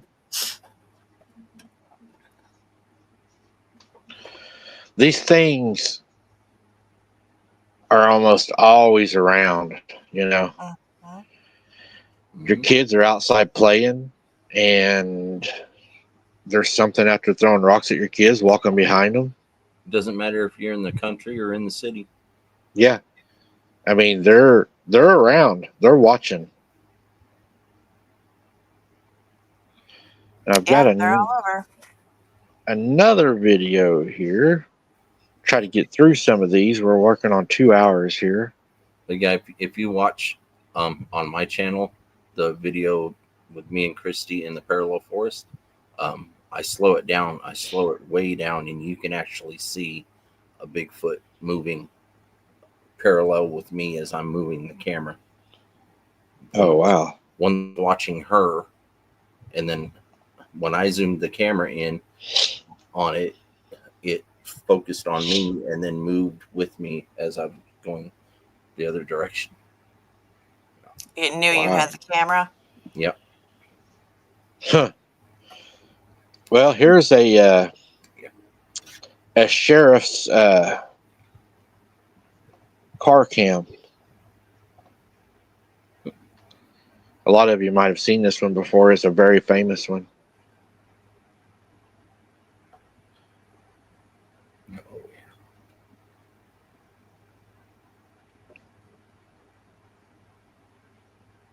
How many times have you wondered out on a drive at night, you know, you're going to see something? I've wondered that before. Every night? Especially driving around here in the back roads. Mm-hmm. Especially last night. Yeah, and not too far from where we live, there's this area where, yep, we have this area where there's a lot of the high school kids like to drive out in the middle of the night, and around that corner is where something had been spotted, and it was the description fit like that in that video. They say it always runs in the same direction, and it goes into the woods that are right off the road. Uh-huh. Yeah. CRJ says, Harold, everything we come home from Guthrie. Then we got a sheriff right here, and he catches something surprisingly too. This is another law enforcement officer catches a Bigfoot.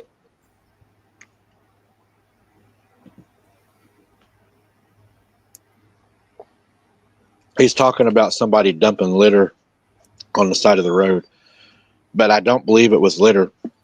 It was a bunch of cat food. I think somebody was feeding this thing. You see it there. Mm-hmm. And right there in front of him is a bunch of cat food. I mean, tons of cat food that somebody's dumped out there. But right there, when it stood up, you could tell that it knew that it was being filmed. That was really weird. What are you doing, weirdo?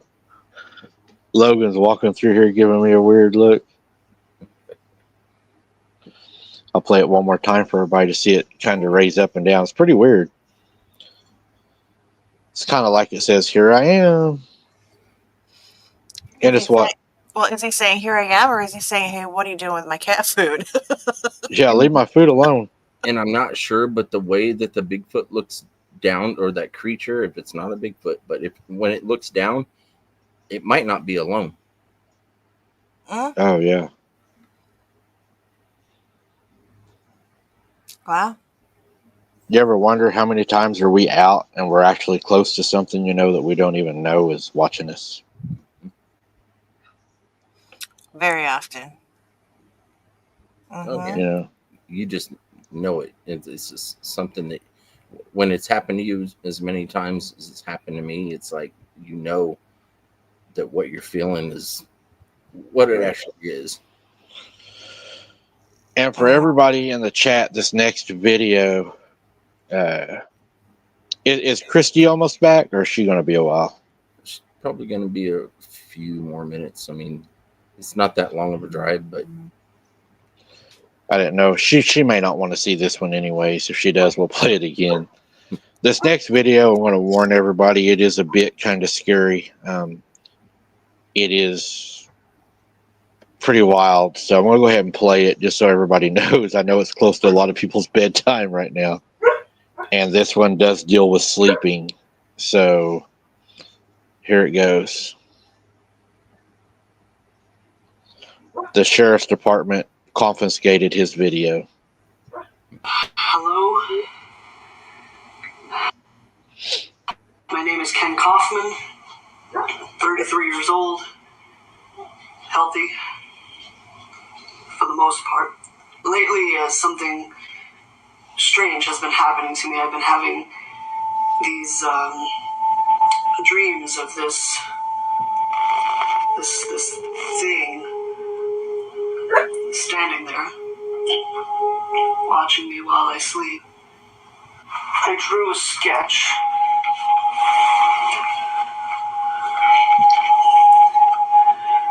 I've read about sleep paralysis, where someone has these lucid dreams of this presence in their room. I've been waking up with excruciating headaches and these. I've never been a rough sleeper or have had any history of sleepwalking. Could it be the onset of a combination of sleeping disorders? I think it's concerning enough to seek help, but I can't afford it. At least, not right now. Tonight I'll be recording myself while I sleep to see exactly what I'm doing.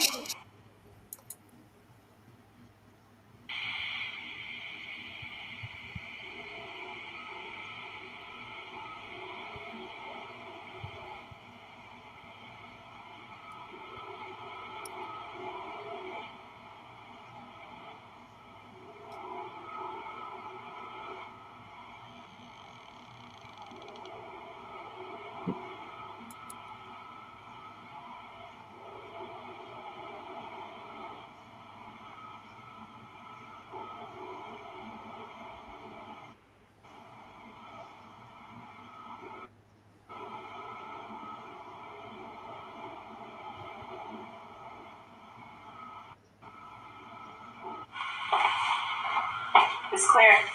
You sure nothing's missing? Nothing. I would know. I don't have much worth value anyways. Make sure you keep all the doors and windows locked tonight. I'm going to hang around the neighborhood and keep an eye on the house. And give me that videotape.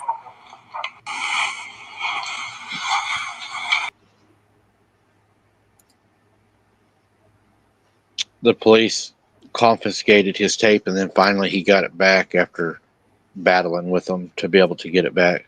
Mm-hmm. Oh. So what'd you think about watching that walk up on his bed like that? Well, you could hear it. You heard the floor creak first. Right. And then I didn't know what to think of, like, the smoke. I'm like, this can't be real. But you can't dismiss it just because of, there's nothing that stands out that's like real eerie about the cloak, except that there's a cloak person in his bedroom. I mean, Right. So this was released just recently. It was 1998 when he caught it, but I don't know when he got his tape back. Well, I mean, if it was released 25 years later, why wouldn't it have been?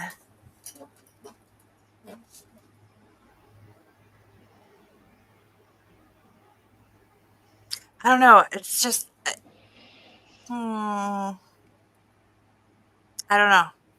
I'm skeptical of this one. Very skeptical. Not saying And- that this couldn't happen to somebody or that this doesn't happen. well, like Jason B says, look, there's a dream catcher at the head of his bed. Not good from what I've read. Well, if it's just a designer dream catcher, it's not going to do anything. If it's made for a certain purpose, like if he had it made because he was having these things, then it might have been there for a purpose. Well, the Blair Witch Project was released in 99. Is it a coincidence that this was a 98 video? Would have Set up been, yeah. very similar, kind of very similar to it. And why would he be recording the police asking for the video in his home? Unless he edited that video and he's only showing us that part where they took it, and he has, the video running for the whole conversation to be able to prove that I spoke to the police. And Yeah. I don't know. I'm very skeptical of that one. and then we have one last one. We will go ahead and knock it out of the way. And Dana Ortega, I agree with you 100%. Jesus is the answer. Because if you're going to bed at night and you got something standing over your bed, you probably need to be seeking Jesus a little harder.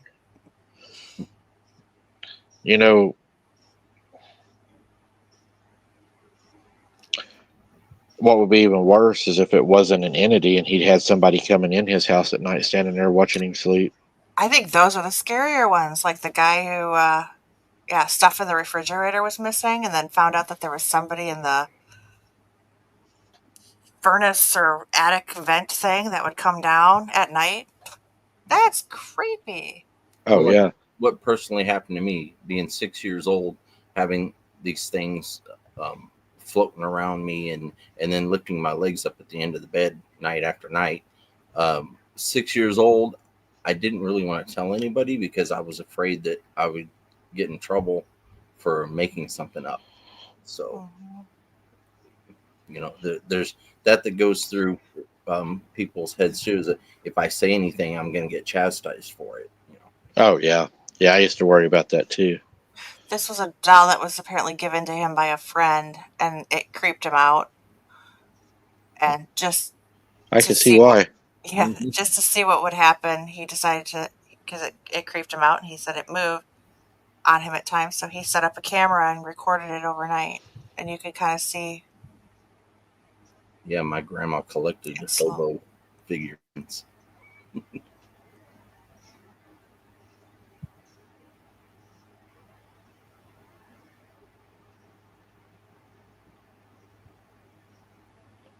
Now, who would like to have that in their house?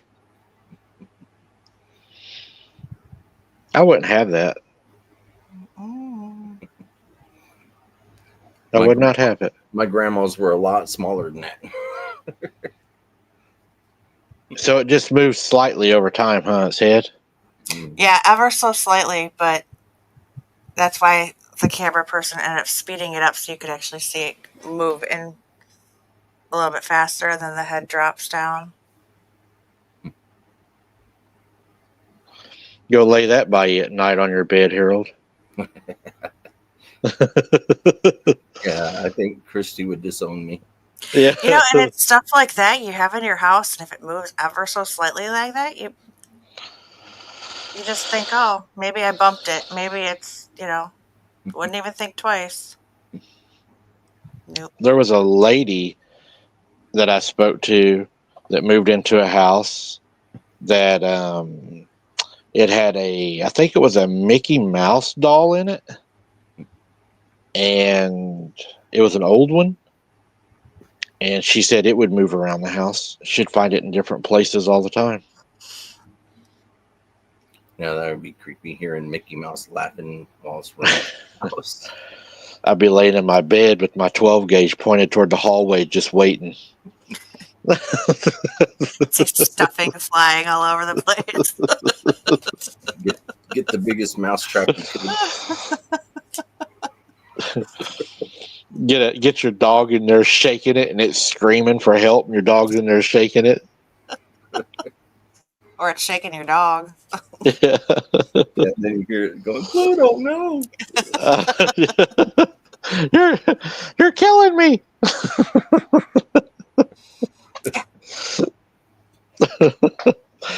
Can you imagine though? Like, my uncle used to talk about being a mortician. When some people would pass away, they would have like personal belongings, and if those aren't claimed within so long, then the people at the funeral home could take it home or have it, or they would just divide it. So could you imagine, what if, they brought in somebody that had a teddy bear with them or something? I mean, who would want that, right? I would throw it in the cremation thing. I'd be like, nope. I actually had to tear the head off a teddy bear that my mom brought in, because my mom liked to go dumpster diving a little bit. But she brought a teddy bear in one time when I came home from work, and I'm like, okay, where'd you get it from? She's like, oh, the dumpster downstairs. I'm like, okay, so I put it in the corner to monitor it, the corner of the dining room to monitor it, and every single time I go over into that corner, I felt nothing but cold air. All right. So I'm sitting there watching it, and then it's like this, and I seen it go. Oh yeah. I'm like, nope, Mom, I'm throwing this sucker away. I stood there in that dining room and I ripped the head off, and I said, you're not allowed to be in my home, and I went and threw it in the dumpster. You know what gets me is the people that are, and I don't know if they do it so much now, or if there are still people. I'm sure there's still people that are out there looking for them. But a few years ago, it was like a trend. There were people on the internet specifically seeking out possessed dolls. Hey, Connor. What's up? There's the Macho Man. Hi, Mike. What in their... Well, obviously, that's the first question. They're not in their right mind. Why in the world would they want these to entertain and bring in and allow these things into their homes? And then you see follow-up videos, a couple years later, and they're like, yeah, they ended up getting rid of it because they didn't want all that negative energy in their homes. Well, right. No kidding. Yeah, Thank you for that, Larry. God bless you for that. Connor just reminded me, y'all know that the original Annabelle doll is missing, right? No, I knew it was on tour, right? Wasn't it in Texas? Mm-hmm. Yeah, it went missing. Yeah. It must have found its home down there. It fit right in. Well, no. Is it in Austin? It came up missing somewhere along the line. I haven't read the whole story, but well, didn't what's his face try and buy it from the Warren Museum? Yeah. Is that where it ended up missing from because of him? Who tried to buy it? You can't do that. You can't do that. You got to tell me. I can't think of his name. It's a guy, I can't stand him. Who was Baggins. the person that bought it? Or tried to buy it? Baggins guy. Baggins. Yeah, isn't it like Baggins? Or You talking about the one that had the ring from Yes. Lord of the Rings? No, not Bilbo Baggins. Zach Baggins. Zach Yes, Baggins. Robins. Thank you. Yeah, didn't Zach Baggins buy it? I thought he did, yeah, but I can't remember. What the hell do you have now? It's a vape. It's a Okay, I gotta Google this. I gotta look. I gotta see what Google says. Missing. You come home with different things every day. Yeah, Janine says it came up missing in San Antonio, Texas. She says, I live in Texas. It better not show up on my house. I've had enough paranormal in my life. I'm sorry, is it Janine? Is that you? Janine Burnett? I'm sorry you live in Texas. Okay. Wait, I'm just teasing. Uncle John lives in Texas. Okay, according to this was June 1st of 2025. The Annabelle doll blamed for this. Okay, this is New York Post. Is New York Post legit for some things? Yes. Yeah. Okay. All right. It escaped, caused havoc. They shouldn't have removed her. The doll was blamed for incidents by the conspiracy theorists that claimed it escaped while on tour in New Orleans. Oh, Sharon Guy. But its owner confirmed it's safe. It's safely back at home and was never out of his control.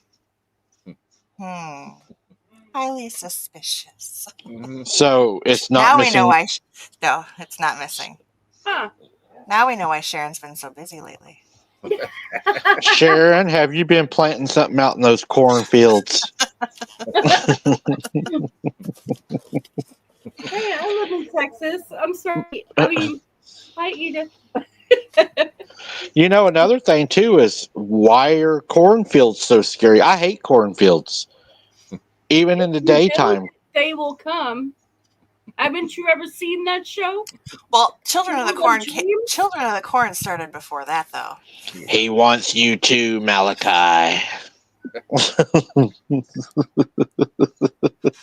Well, I mean, here, cornfields, though, I mean, that goes back so far, you know, where they plow down the corn and you got the cornfield mazes. And I mean, that's always been, as far as I know, that's always been a thing.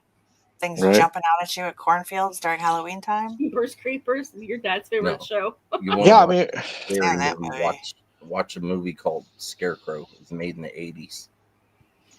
yeah, I've seen that. That's scary as hell. And you know, what's weird is why is all these shows centered around cornfields, right? Because of the energy. Was it Jiffy Pop? Maybe that's what I should do for my Halloween special, guys. I should go to a cornfield and do an investigation. Yeah, there's been people that have done that, and they've seen Not some somehow. weird stuff. I seen there was a team of people that was investigating a cornfield I watched, and they put their tent at the end of a trail on a cornfield, and they was going to camp in there all night to see if something would happen. And they put a video camera on the outside of their tent, so they was able to monitor the tent while they were inside it. And while they was doing that, the scarecrow arm and hand reaches out of the corn and starts scratching on the tent, and then it goes back in. And then they come out and they move the camera, like talking, saying, something just touched our tent. You know, we're not lying. Something really touched our tent. And while they're talking, behind them is the scarecrow pole with nothing on it. Heck no. Can I get a scarecrow? Heck no. Only if it's the Snoopy one that we saw at Hobby Lobby yesterday. Oh, yeah, I can get Snoopy on camera sneaking around the house. This Halloween should be pretty scary one. I got a calendar. I keep everything on. It's the moon phases. Okay. And this Halloween will be a quarter of a moon. So not a lot of light this Halloween. You know, for it not having much light out there right now, it's kind of creepy. I'm just saying. Outside right now. Did you hear anything whistle at you or make any whoops? It's just the feeling out there. It's just heavy. You should have done a whistle when you got out. Hell no, I will not ever do that. You freak me out when you do it. Freaks me out sometimes. whenever stuff does it back. That's the worst part. It's not, you know, I don't know how to even explain it. That one night I was down there, you know, I tell people I get scared. I mean, I'd be lying if I said I wasn't scared. But sometimes at night, it's like, it's okay to make those noises. I feel like it's like, it'll be fine tonight, right? But then there's some times when you're down there, you don't want to make no noise because you're like, it's going to hear me. It's like, you know, it's there. And you do that whistle and you're just like, oh, I shouldn't have done that. You know, you just have that feeling. What did Edith say? Children have a car and they will come when you're So, come do you from just not have the moon out right now because of the storms and the clouds, or what? Oh, I didn't see the moon out there, so I don't know Okay. if Is there's it still storming or whatever? Because according to this, you're at like 81% illumination tonight. I didn't see anything. Well, It might be. It would probably be on that side, right? Yeah, it would be right now it'd be to the south of us. Yeah. It would be in the field. Yeah, it would be just above the tree line, the site of it. So if it is out, I'll be able to see it when I go out after the show. But I'm telling you that the feeling outside is real. It's crazy out there right now. It'll go Christy. Yeah, it better not. We've been watching you. Probably. Long as you don't get nothing grabbing you by the ankle, pulling you under the bed, I think you'll be all right. I'm not sleeping tonight, y'all. Did you notice in that video too? It's like that girl, the way she pulled. That's like me when I hear something weird. She put her leg way out past over the bed, like as far away from the bed as she could, where she wouldn't fall. You know, they taught us whenever I was in the academy where we done the training. Whenever you clear a house, you know, you go in and most people's going to hide under a bed. So whenever you go to check underneath the bed, you put your leg in the middle of the bed and your shin against the bed, and then you lean backwards away from the bed and then look under with your pistol. That way, if somebody's under there, they can't come out for your leg. Your leg blocks them and keeps them under the bed. That way, they're not able to come out and surprise you. You know, so it gives you the tactical advantage, because who cares if they grab your leg, because they're going to get, you know, a face full of something they don't want. Unless they grab your leg and slice your Achilles tendon. Right, but that's still better than, you know, your artery in your arm or your throat by looking under there. Oh, that is probably the worst scene ever that I could ever remember seeing from Child's Play. Like, oh, that stuck with me for years. I only watched that movie once too. Yeah, but the one that originally did it was the little boy in Pet Sematary to the judge. Yep. Oh yeah. See, I remember that wasn't as traumatizing because I saw that one after. I saw that one years later, so that wasn't as traumatizing. I don't think I've seen any of it. So, you know, Romans, that was the theory that I came out with here a while back. Was I came up with the moon phase theory. Me and D.A. Roberts just spoke about it whenever I first came up with it, and through all the investigations I've looked at, the ones that would result in somebody not surviving, the most horrendous attacks do not correlate with a full moon. They will be a waxing or a waning. Now, if you look at it according to law enforcement, EMTs, first responders, anybody that works in that field, we all know that a full moon does play a part in people's activities and stuff, because on a full moon night, yeah, that's true, the crazies do come out. But as far as the cryptid side of it, it really seems that we get more of the attacks on the waning and the waxing.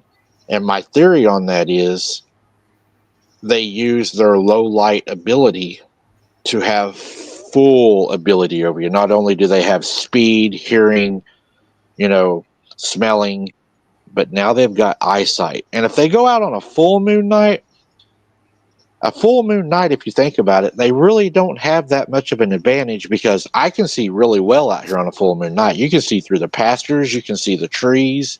I mean, but if you go out on a dark moon night, like me, I absolutely hate, and I've told Jesse, we've talked about this a lot, I hate going out on a no moon. I hate that. That is eerie as hell. There's no light. The canopy of the trees and stuff, they make it even darker. And, if these things can see by starlight, say they're even able to do what our military stuff even came from them, from the fallen, and say they're able to use that starlight and to be able to see that good in a no moon, you don't stand a chance, man, because your line of sight is going to be tunnel vision, because it's going to be wherever your flashlight looks, to where they have that wide spectrum of. It reminds me of those movies where people are being hunted, and it's in a different color, and you can see like through the monster's eyes, and he's like, I mean, that's some bad juju, Christy. You don't go out there in the dark. Don't plan on it.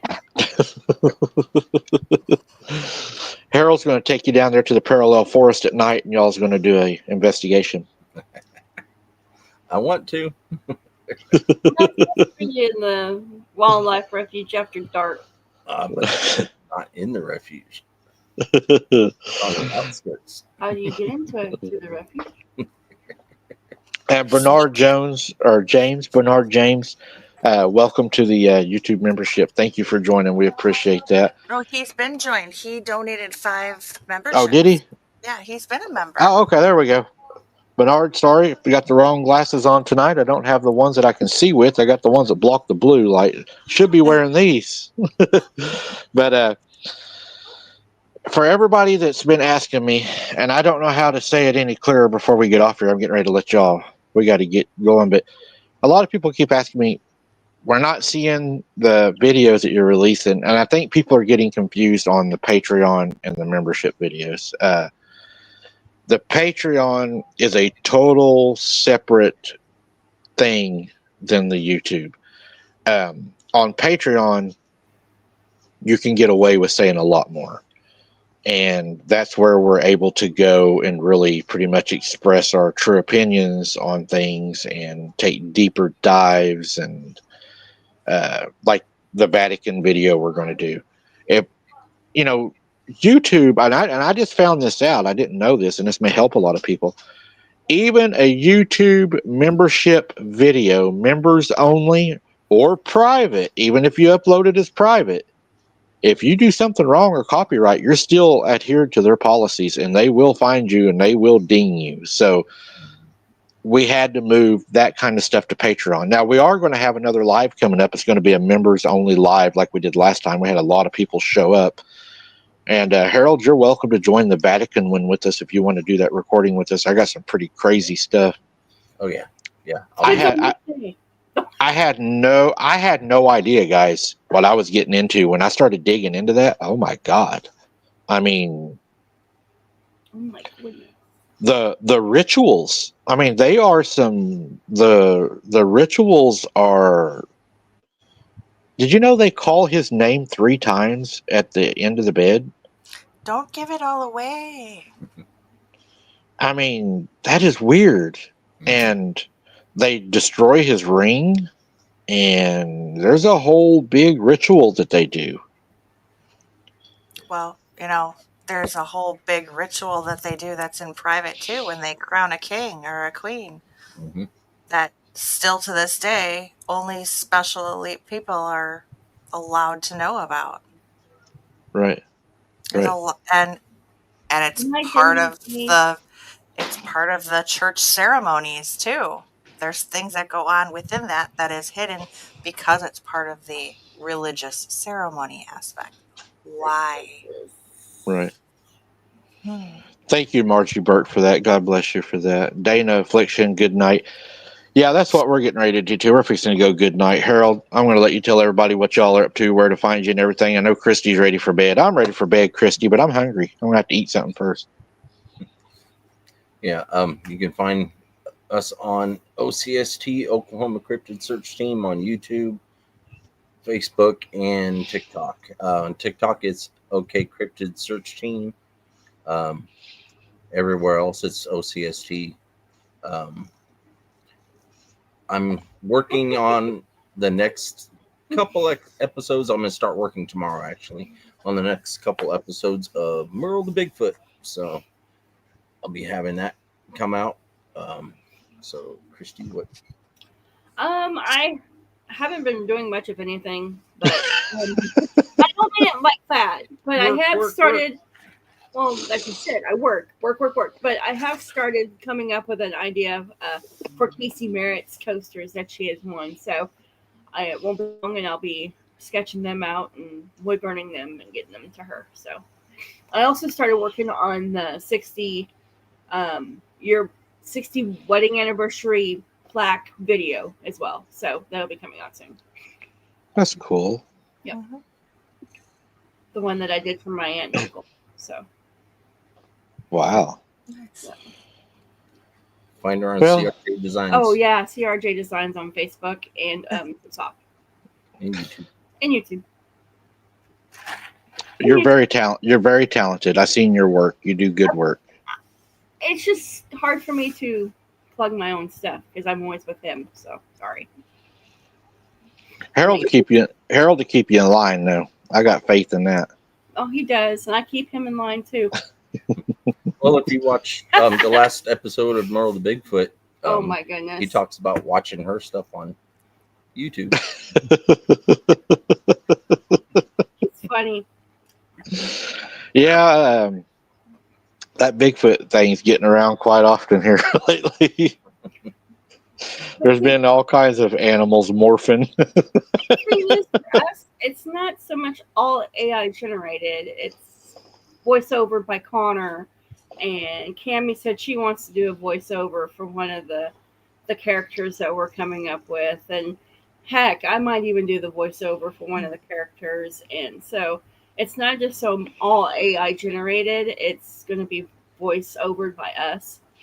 So y'all could end up doing like a whole family of them. Y'all could have like your own Bigfoot. Hey, there you go. You got lots of growing opportunities. Yep. You never know. That is awesome. All right, guys, I'll let you all run, and thank you for joining us as usual. It's always a pleasure. We had a lot of fun, and we'll let you know about the Vatican when we're going to do the recording date and everything, so y'all can have a good day. It works for you and what works for Jesse, and we'll figure that out. Yeah, we're looking forward to it, and yeah, we always have fun coming on here. And Jess, we enjoy being in your chats on your channel, and it's just a lot of fun for us to deep dive into all this stuff.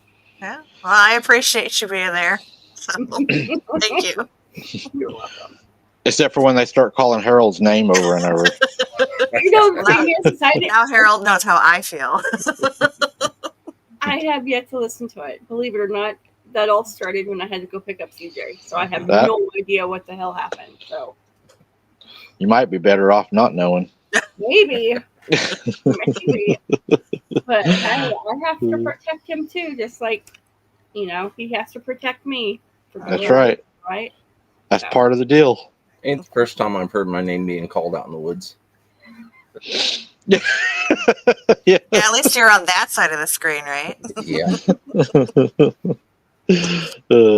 All right, guys, I'm going to let y'all get out of here and tell Connor and your kiddos I said hi, and we'll see y'all on the next one. All right. Night, guys. Night. Good night. So what everybody think about the videos tonight? Did y'all enjoy those? You want to see more of those, or do you want something different? Just say more or different. That'll make it simple. Oh, we had a good show, I thought, tonight. I enjoy looking at those videos. It is a lot of work preparing those, though. It does take a lot more work. Yeah, it can. Yeah. Oh, she says more. I mean, I like it, especially when we're able to add in our own stories and experiences, and the chat was going on too. I mean, it looks like they had a lot of their own similar experiences, and I don't know, it leads to discussion and information, and I like it. Looks More like and more everybody and liked more. it. Now watch this. Let's see what happens with this. Do y'all want to do more videos like we just did? Or how about some boots on the ground? What would y'all prefer? Well, that's an easy answer. You know, I'm going to try to do that Sunday. That is my goal. If we can get the water down. My gosh, the water is crazy. Emmy says both. But we got to get this water down. Margie Burke says more. I think the video's done good. A lot of people liked it. Lisa Ann says boots on the ground. Dana says boots on the ground. OCST says boots on the ground, if not flooded out. Yeah, OCST, that's the problem. AI Nanny, I thought it was fun, and it's good to see you, AI Nanny Pam. Thank you for all the work you're doing and showing up tonight and sharing out all those things. Thank you very much for that. Boots on the ground. I can't wait to talk with you about my stuff. Yes, Jeanette, I have your information. Let me send you an email tonight or early in the morning when I get off here, and I'll set you up with me and Jess. And I don't know if you're familiar with StreamYard. Maybe we can do an interview on StreamYard. And guys, we are going to be doing hopefully a premiere with her on some of her encounters. So we'll get that all worked out. That's going to be exciting. I've been really excited about that. Oh, Dana, yeah. Boat on the water would be great.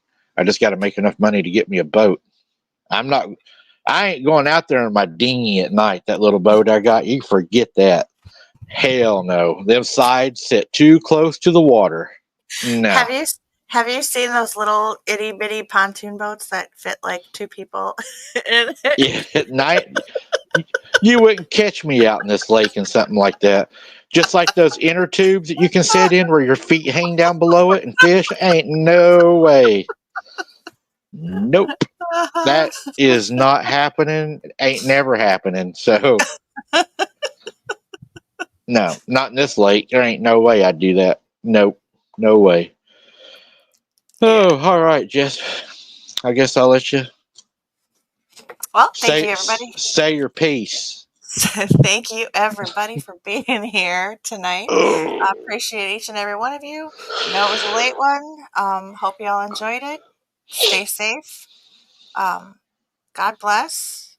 And wouldn't be here if it wasn't for each and every one of you. So thank y'all. And we'll see you later. Guys, I appreciate y'all showing up, and just tune in next time for it's going to be called Me and Dana in the Little Dinghy Going Boots on the Water. If I have to do it, Dana has to do it. But no, guys, we appreciate y'all showing up. Thank you for everybody that donated, all the new members, everything. Thank you all so much for that. That means a lot to us. Of course, it's not expected, but it is appreciated. It helps with doing the boots on the ground. But we appreciate each and every one of you. Hunter, I love you to the moon and back, buddy. I'm not going to stop doing what I'm doing. We're still fighting for you. I'll fight for you every day for as long as I have breath in me. I promise you that. I have not given up, and you'll see that someday.